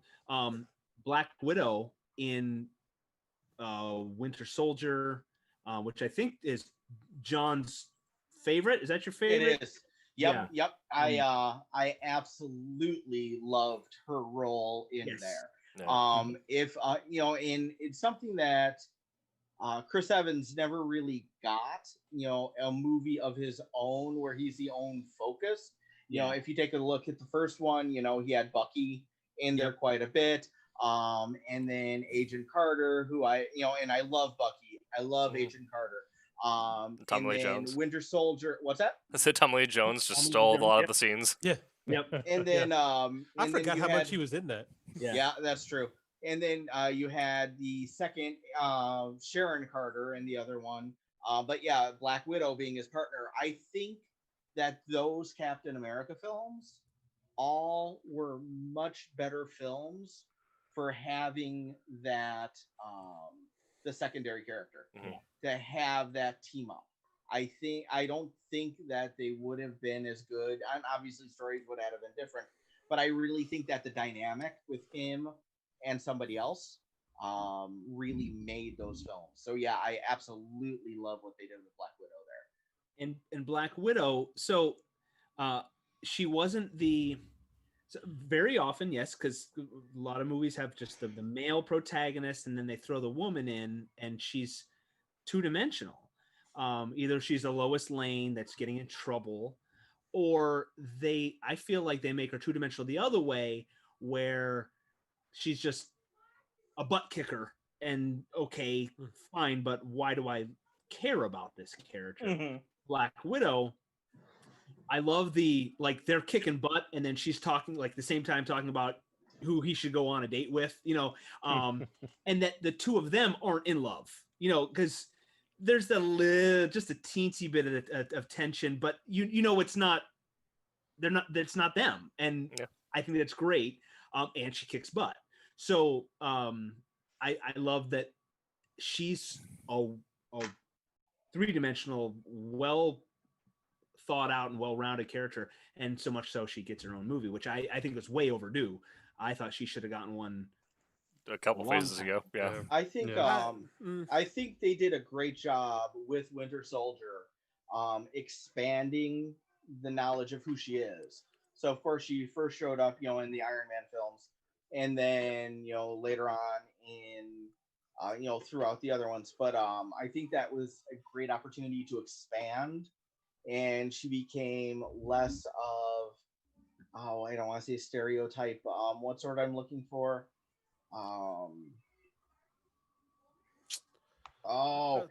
Basically they were fleshing out the An character. archetype. Yeah, pretty much. It's like she was no longer kind of just a standard, this is this character. They really started fleshing her out, going into her background, going into some of her. Oh no. Oh no. He's having a stroke. Long thought. Long thought. Yep. He's thinking about it. We got a lot. That is screenshot. one of the that's the best tracer, John. This is the third time I've Got noted the time for John, because I got to splice something together for John. Silverline rewind. Poor John, we love you. You can probably hear everything we're saying. Yeah. Oh gosh. So Don't let him back in. But John, if Don't you're let him back in. listening, we're looking at a picture of you with your mouth wide open. So We're drawing pictures on your face. taking a snapshot right now. Oh no. Ah, he pulled Sorry, the Alec. cord on us. it's okay. I think I got it.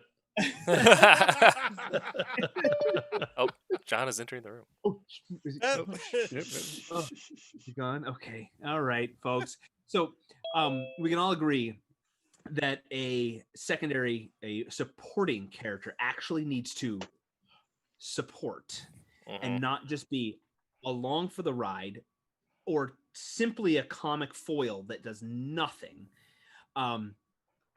Annoying, no way. Like annoying, I will turn the show off because of Yeah. supporting character. Yep. And then we haven't really touched on it much, and I kind of see monthly. You mentioned archetype. Archetypes can't just be cliches. We can't have that bumbler or the sidekick. The sidekick can't be that, like, they're always just like a younger replica of the hero, like from they're just a younger version, like more naive, and they have to be their own character to be interesting. And a lot of this was fine 100 years ago, into the 40s and early days of comic books.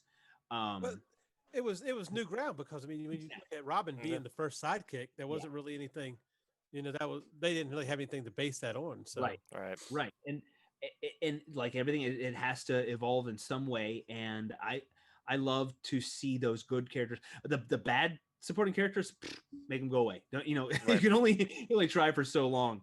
But when they've got the merits there, and then they become, very often in the comic book world, they become their own. Yeah. I because that's kind of what happened with the Legend we love and know now, Deadpool. Yep. Was very much just the foil for Cable, and at certain times he didn't have much of a precise purpose. He was just like, I'm here because I what else am I going to do? And that was literally his reason for being there. But they another good use for a supporting character is to be the anti-straight man, like not just like slapstick, but if you're having an emotional story in a traditionally multi-emotional medium like comics, have always been a little bit goofy at times. Yep. But if you have someone like Cable who's supposed to be hyper serious, or you're in a story that it has moments where it's hyper serious, the hero needs to be willing to become as serious to deal with the situation at hand. But a good comedic relief side character that just splices in for a moment does a lot to flush out the tone or presence of the story itself. Since the story needs to breathe on its own. It can't just be super gritty all the time. Otherwise, you get early Nolan. For those who are familiar, does anyone know the character Dupe? Nope. Okay. Yeah, the green floaty thing. The green floaty thing from X-Men. He Yes. What was that? X-Force. X-Force. Yeah, he eventually gets his own run for whatever reason, but he doesn't speak. He's just a green dupe that will occasionally steal guns from Cable and kill somebody. He was kind of like Slimer's cousin that we don't talk about. But But they gave him his own book. They gave him his own book, yeah. But the Oh reason my gosh. he doesn't really show up until it's a moment where you're like, okay, someone should just kind of die here because it would be funny. And Dupe runs in, kills a guy, and runs off, and that's all we see of him. Because he's there to make the story breathe, not be a weight on it. Yeah. And then eventually he ends up becoming more important, where he becomes the sounding wall for when someone just needs to talk. What better than a guy who can't talk back? So he's there for the more mental characters who process situations. It's really weird. It doesn't work out sometimes, but when it does, it's astounding how well it does. Thank you for the I'm, end. I'm going to have to go look up Dupe. because Look I'm up just Dupe. gonna It's scream if blind you're guy with interested the- in side or characters, hobgoblin look with up the Dupe. It'll give you a lot of homework and thinking to do about the subject. Okay, let me ask this question, if you don't mind, Scott. May I? We'll see. Okay. All right. What is it? When do you draw the line from being an eclectic group versus just supporting characters? That's a For instance, question. let's say Avatar, The Last Airbender. Actually thinking of that. Yeah. Okay. yeah. Now you look at each of those individual characters and you say, okay, Sokka's a supporting character, but his own arc brings him up to being kind of a main character Yeah, in that. that's exactly, like, he's one of my favorite characters from anything Yeah. ever. And I was like thinking about that. I'm like, is he a supporting character? Is he like, because they're all kind of the main Right, character. they Like, you kinda- say they kinda- Aang is the main character, but Yeah. they all really have. Yeah. Yeah, that's what. I think well, not to jump in on Scott, but my own thought is that if the final resolution of the story relies on one character's actions, it's like after Last Airbender, the Avatar has to absorb the power of the comet to defeat Ozai. Yeah. Yeah. And it is the prophecy of the Avatar, essentially. So they all have they're good, strong, supporting characters because they all have their own arcs. They're all there for their own purpose. They're not just there to be Aang's stereotypes. They're there to do their own thing, but they still support Aang in completing the third act of the story. Whereas I'll reference my new favorite show, The Expanse. Tommy is familiar with this one as well. There's a character there, James, who is kind of that he does a lot of the main moving in the story, but it's not reliant on him at any point. It's the story of what the proto-molecule is doing in the stretch of space between Earth and the Jovian belt. Yeah, the Jovian moons. There's room for each character to operate individually because it's the story of what's happening there. Same with Game of Thrones. It's the story of Westeros, not just of the failures in telling a final season. I just had to put that in there, didn't you? I did.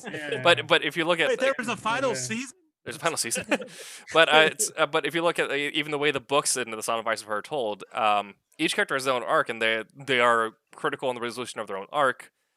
But no one is critical really to the resolution of each other's arc fully. Each person can complete their arc mostly by themselves. Because it's the story of what happens when the fighting is done. It's the story of this war and the resolution thereof. Yeah, no, that makes sense. Yeah, I got Does that answer your question?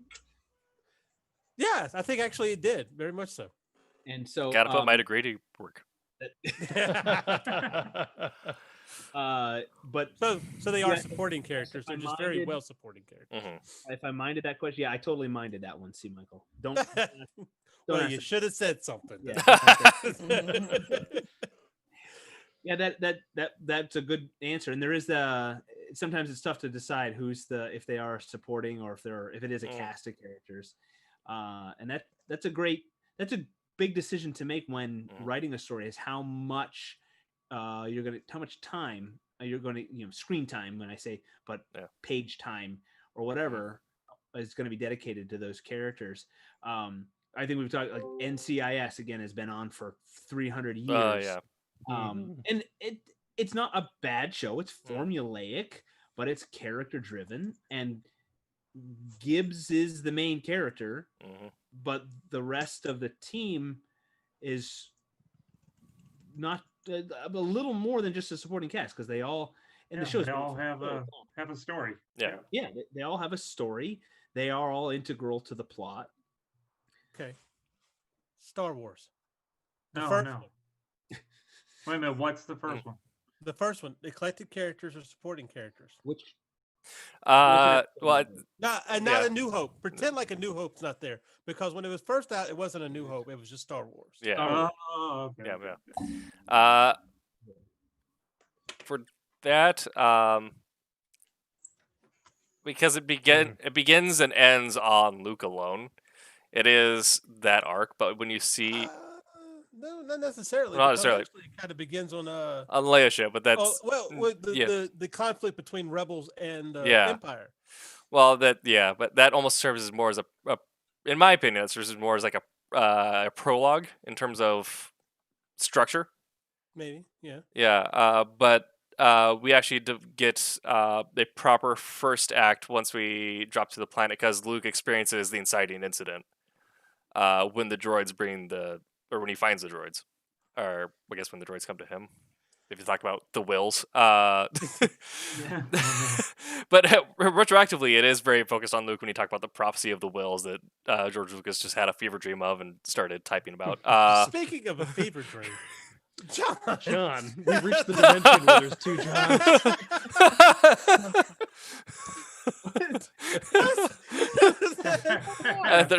They're operating in different times. They're both muted too, which is good. So I'm sorry for a little bit ago. I was talking like usual. Sorry, maybe that's why my system crashed. But I've got my 24-inch TV here, camera here. I've got my laptop over here. I look, it like blue screen of death. Oh, It's no. like something's happened to your system. I'm like, oh no, because I was in the middle of a sentence. You were So it was probably Jeff Goldblum with a friggin' virus that he like sent through an alien ship. To teach me. So I immediately like jumped on my phone. And while I waited for the system to boot again, so if you notice, I changed my two names for a G.I. Joe homage to Tomax and Zaymot. So it's just the two Cobra. It's like I'm sorry, Tim. I just that threw me off. I looked down there and I'm like, wait a minute. Amy on Facebook says too much John. Oh, enough is never enough. Never enough, John. Come on, Well, can you unmute the other one and then mute this one? So, because I'd rather hear the other one, because the finger's better with the other one. John, this one's kind of yellow. The other one one's sounds more deeper. natural. Yeah. This one is in honor of Tamura Morrison returning to the Star Wars fold. How's that? There you go. So, there you go. We got a clone. If you'd come back with a goatee on, that would have That would have been cool. Oh, that would be. That would have been cool. You had to put epaulets. Whenever someone's bad, they have epaulets on. And their hair is always combed over. Little slick back. Yep. That's Hey, like worked for, Tobey Maguire, right? Have you ever seen the weird the fever dream that is Jupiter sending, and you come in on Eddie Redmayne's character and like, oh, he's for sure a villain. He's here, the slicked back hair, a giant robe. Now we lost both of them again. all right. It's gonna be 3 now. They're multiplying. Yeah, What's it's the deal with a that triple. movie, really? I'm not sure you're supposed to know. It had Channing Tatum in it. That's what it is. John, you killed Jupiter the wrong Ascending. one. That's the one I wanted you to kill. You're on the good. I wanted the other one. You can't hear. No. But it's yeah. What's happening? This is good. This is good programming. It's good This is- I content. know what John's getting for Christmas. Yeah. What we wanted a Internet. supporting character. Yeah. Yes. Yeah. Well, I was gonna say Star Wars, but because Luke is the one who he starts and finishes the arc. Han Solo and Leia all help, but Han Solo doesn't really. His arc ends with him helping Luke, and Leia's arc pops in and out of Luke helping her.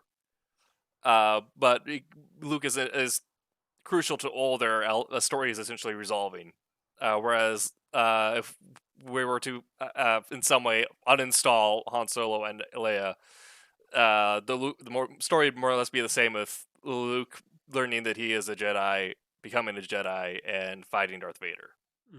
Well, couldn't all of them be supporting characters and R2 and 3PO be the main guys since they were in all 9 of them? Because 3PO brought the ring to Mount Doom. So I have an interesting theory in that 3PO and Luke are the metaphors for the sons of Adam and the sins of the father theology. Yeah. Well, because they both live are created and die on screen, resolving the issues their father created. So anyone understands Calvinism. There you go. Ooh. Yeah. Whoa. That's next week's podcast. Yeah. So Deep we're gonna theological. go from Calvinism here. And I was going to jump to. You know who's an annoying supporting character? Yeah. I was gonna. Are we done with deep theological metaphors? We're good. Yeah. No. I don't want Next week, amillennialism, kids. Yeah. Wow. So I was okay. Back to annoying characters. Temple of Doom. Willie. The woman in Temple of Doom. Oh yes. That's the little boy. The little boy, remember? Short round. He's great. Dr. Jones. No, he's the best. He's the best, but also there's some deeper issues when you okay. We don't talk about that. You have to take it in context of the time. Yeah. Goonies, Temple of Doom. He deserved an Oscar. Mm-hmm. But she talk about whiny and annoying. Yeah. Oh She god. Just causes problems. the Yeah. entire time. Yes. And how did Indy fall for her? That's what I don't understand. She was hot. She never redeemed herself. You're absolutely right. She never redeemed herself at all. Yeah, because at the end she's still whiny and angry, right? And and then is it until the elephant psh, right? Yeah. And she and that's the end, right? Yeah, right. Or the kids or whatever. Yeah. And then right off the sunset with all the kids running around them. And Yeah. that's it. It's it. Well, Raiders of the Lost Ark. Have we discussed this? Indiana Jones has no bearing on the plot of Raiders of the Lost Ark. No, he doesn't. He's just there. He's just there. That's true. Yeah. Supporting character. He is a He's his supporting own character to the supporting movie. That's right. The movie is the character, and he's just in the background, running around, Just there. tying all the It's- scenes The together. movie is about the Raiders. Yeah. That's right. And he's along for the ride. It just it says it. And there, so then Harry Potter, I think he might. Okay, he's got the curse and the thing and all that, whatever. I've got my own Harry Potter problems. Well, I don't want to step on your toes because I feel like it should be called Hermione and her dumb friends. I think it should. I think it should be called. Let's just make it up as we go. It's really how it works. Yeah. Yeah. But but Time travel they magic. used- Oh, go, I was gonna say time ahead. travel magic doesn't work, except Yeah. for this watch, which only I have, but I'll give to you. Yep. For no reason. That was and they did not do this in the book. She did not do this in the book. Hermione wasn't the know-all Right. in the book. Yeah. She wasn't know-it-all, but she wasn't the know-all. Yeah. That's true. Yeah, I think they took a lot of. Didn't they take a lot of Ron's lines Well, and you give them to know- her? Because he was the one who grew up in the Wizarding World, so he Yeah. had stuff that he could. Well, tell the Harry Potter card, with. the Nicholas Flamel Hermione card in the book. at the beginning, or you talked, or the Dumbledore card, and it talked about Nicholas Flamel, played a lot into it in the plot of the first book that they didn't really touch on, but it just they kind of came out with Hermione knows, boom, and there you go. So, and the director and the writer said it. If there's something that we want to do, come on. When expletive, not expletive. Oh my gosh. Exposition. Thank you. Oh my gosh. If you want some exposition in there, you just have Hermione know it. And she can explain it. Yeah. You didn't have to really. Yeah. She could just. That's annoying in a supporting character. Yeah. But she was really the smart one, and I feel like Harry and Ron were just lucked out. No, Harry was a little. She did a lot of the legwork all the way through them. Yeah, the books. He was at the end of the books. I couldn't stand him. Harry was the storytelling archetypes. He'd be the knight or the soldier or the mercenary, the one who's the child who's surprisingly good at killing. And this happened to luck into being in the situation he was because of the curse that he was given at birth. So that was more or less prophetic storytelling is what makes him the main character rather than actually giving him a whole lot of agency. Right. But that's something came across my desk for the other day, whereas the Harry, Hermione, and Ron said, the boy who lived, the smartest of our generation, Ron. Relief. I always have a problem, and I know it might bother me more than it should, but luck for a hero. I forgive me if I've mentioned this before, but Anakin. That's your power. Anakin on Naboo. Yeah. He lucks out, and you could say it's the Force or whatever, but I don't like that. I don't like when the Hobbit movies. When all of the dwarves are just lucky with the goblins, and they roll and they tumble, and then when they're with Smaug, they just roll and they fall and they. Scott, they knew what they were doing. Right. Yeah, they were trying to prolong like the stormtroopers can't shoot trying to anybody. make it 3 movies instead of 1. That's what they're doing. Yeah. All right. We got a bunch of chat. Emily in YouTube says, "Hey Tommy." Roland asked, "Does that mean she woman-splained?" Oh no, they watching. Lizzie Hilton says, "Hey Tommy." Renee Florimonte says, "Hey." Oh no. Hey y'all. Tommy, you got the fan club going. I know. I'm gonna jump over there and. Yeah. Lead that meeting. We're gonna change this to the Tommy Florimonte and his and my supporting. Yeah, I was gonna say Merry Men, but I didn't think Haley would like that. So, oh, Merry Men. Tights. Tights. Get your bows, arrows, quivers, pantyhose. But did you say Abe Lincoln? Yeah. The reason you brought up, Scott, the reason why a lot of original fans did not like the prequel trilogy was midichlorians make Anakin just kind of pop up into the situation. Yeah. And then if you get to the Star Wars as a metaphor thing, you can talk about the Wills creating this way of tracking their children so they know how to work the universe in their favor, which is a whole other can of snakes. Yeah. But on a plane. Yeah, but it does kind of but then that develops 2 theories in Star Wars Episode 1 Phantom Menace, where either Darth Maul is much more sinister than they make him out to be, because when he's chasing Qui-Gon, he finds this random boy in the desert, and he's like, you know what, I'm just going to run him over. I don't know who this kid is, but he's going to die today.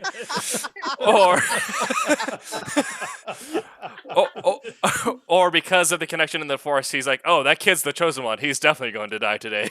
but then it's more driven. There's a purpose there. It's not just, hey, random kid. Like the opening scene in Toxic Avenger, where he just hey, 5 points for running over that kid.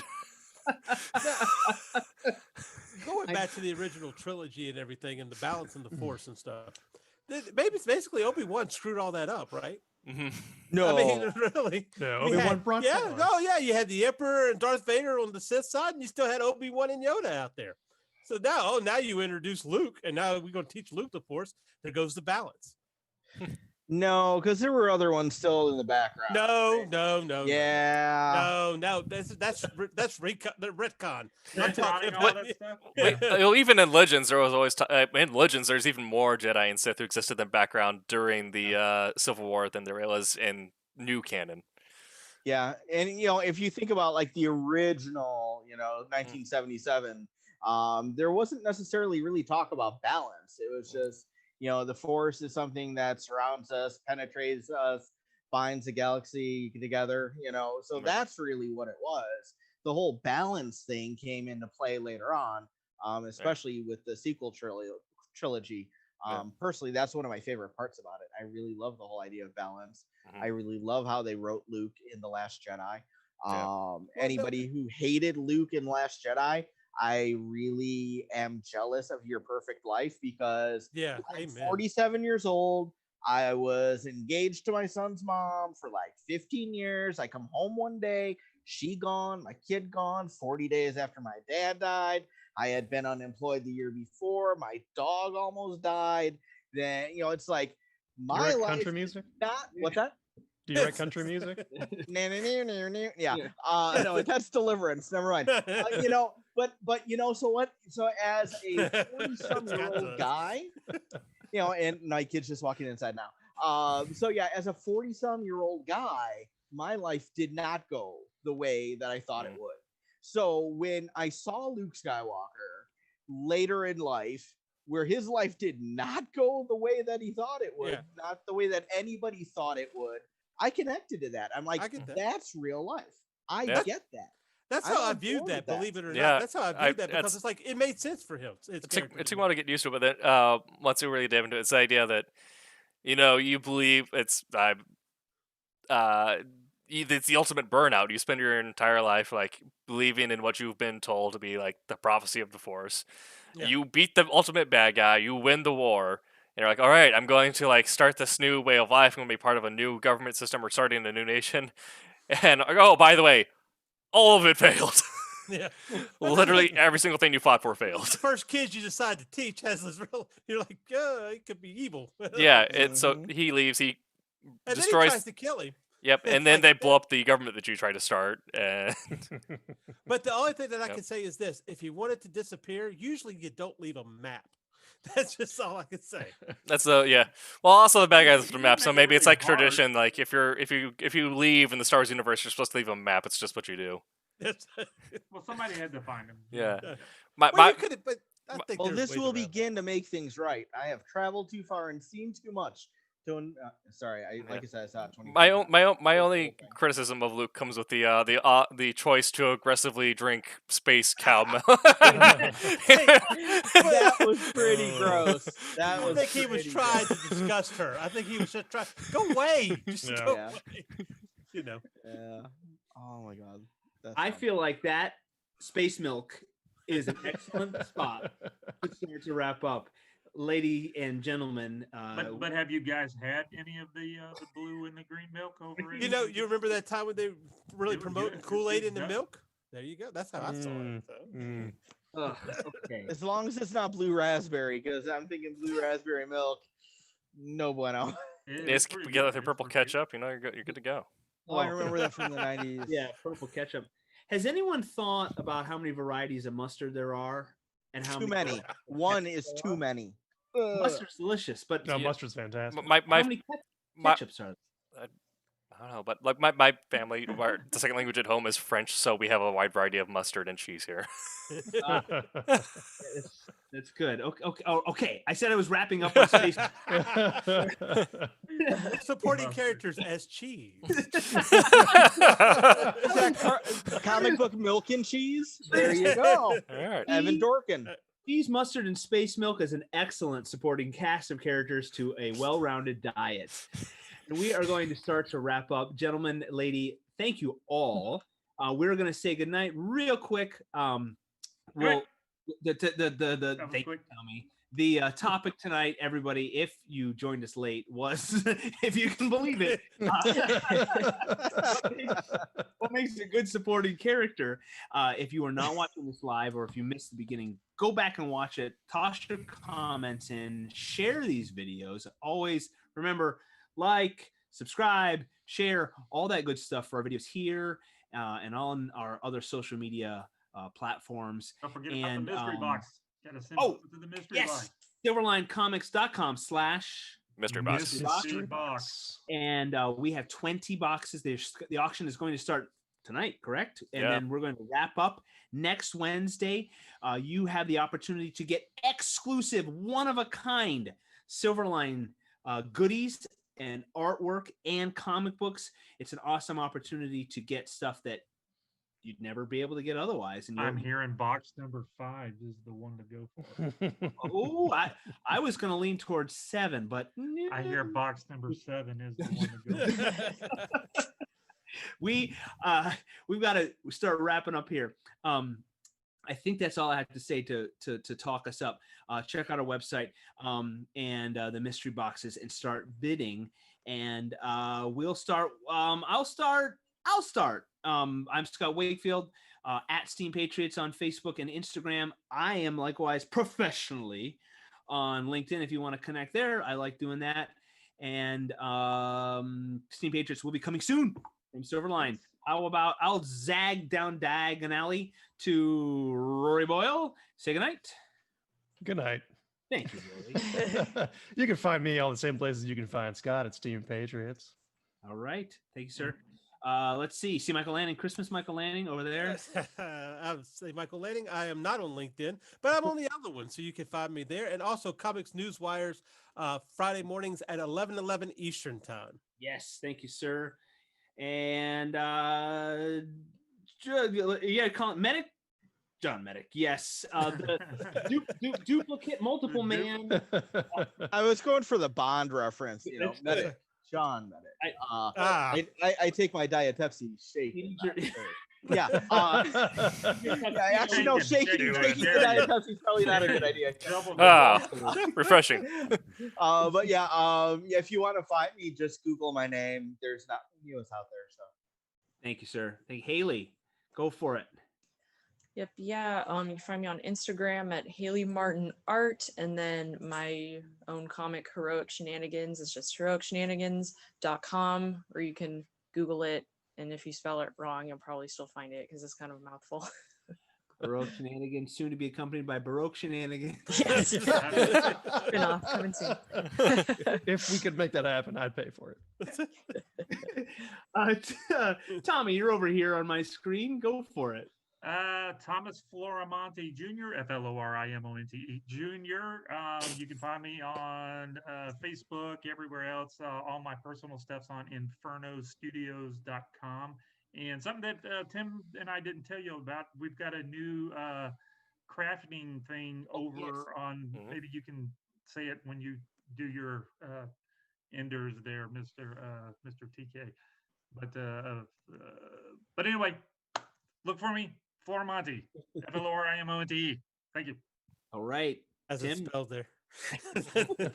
Once more. Oh, Tim, no, not once more. Florimonte.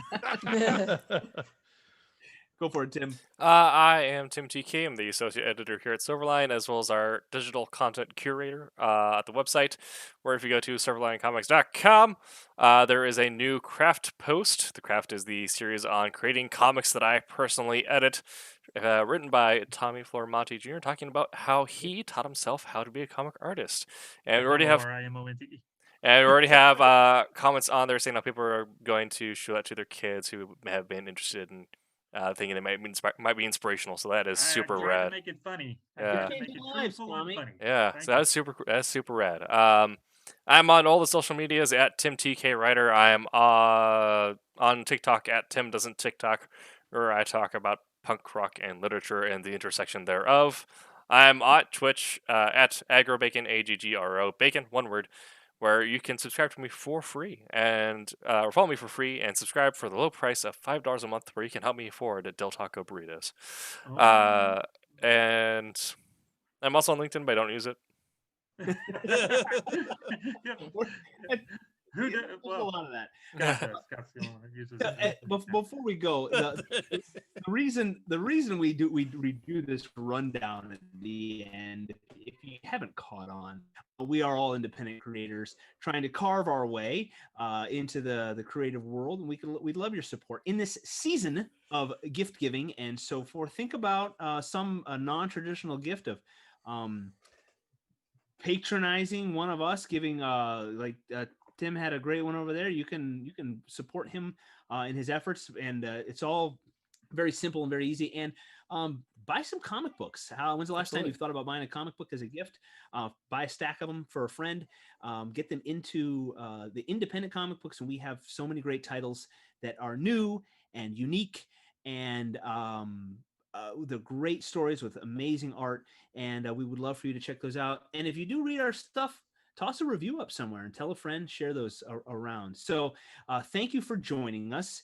This is Wednesday Wham. Silverline also has a Sunday night show, the occasional Monday night show. So keep an eye out on our feeds and where our news comes out. Read our craft blog, buy our comics. And we'd love to hear your feedback. So for all of us, good night and make mine Silverline. Everybody. Night.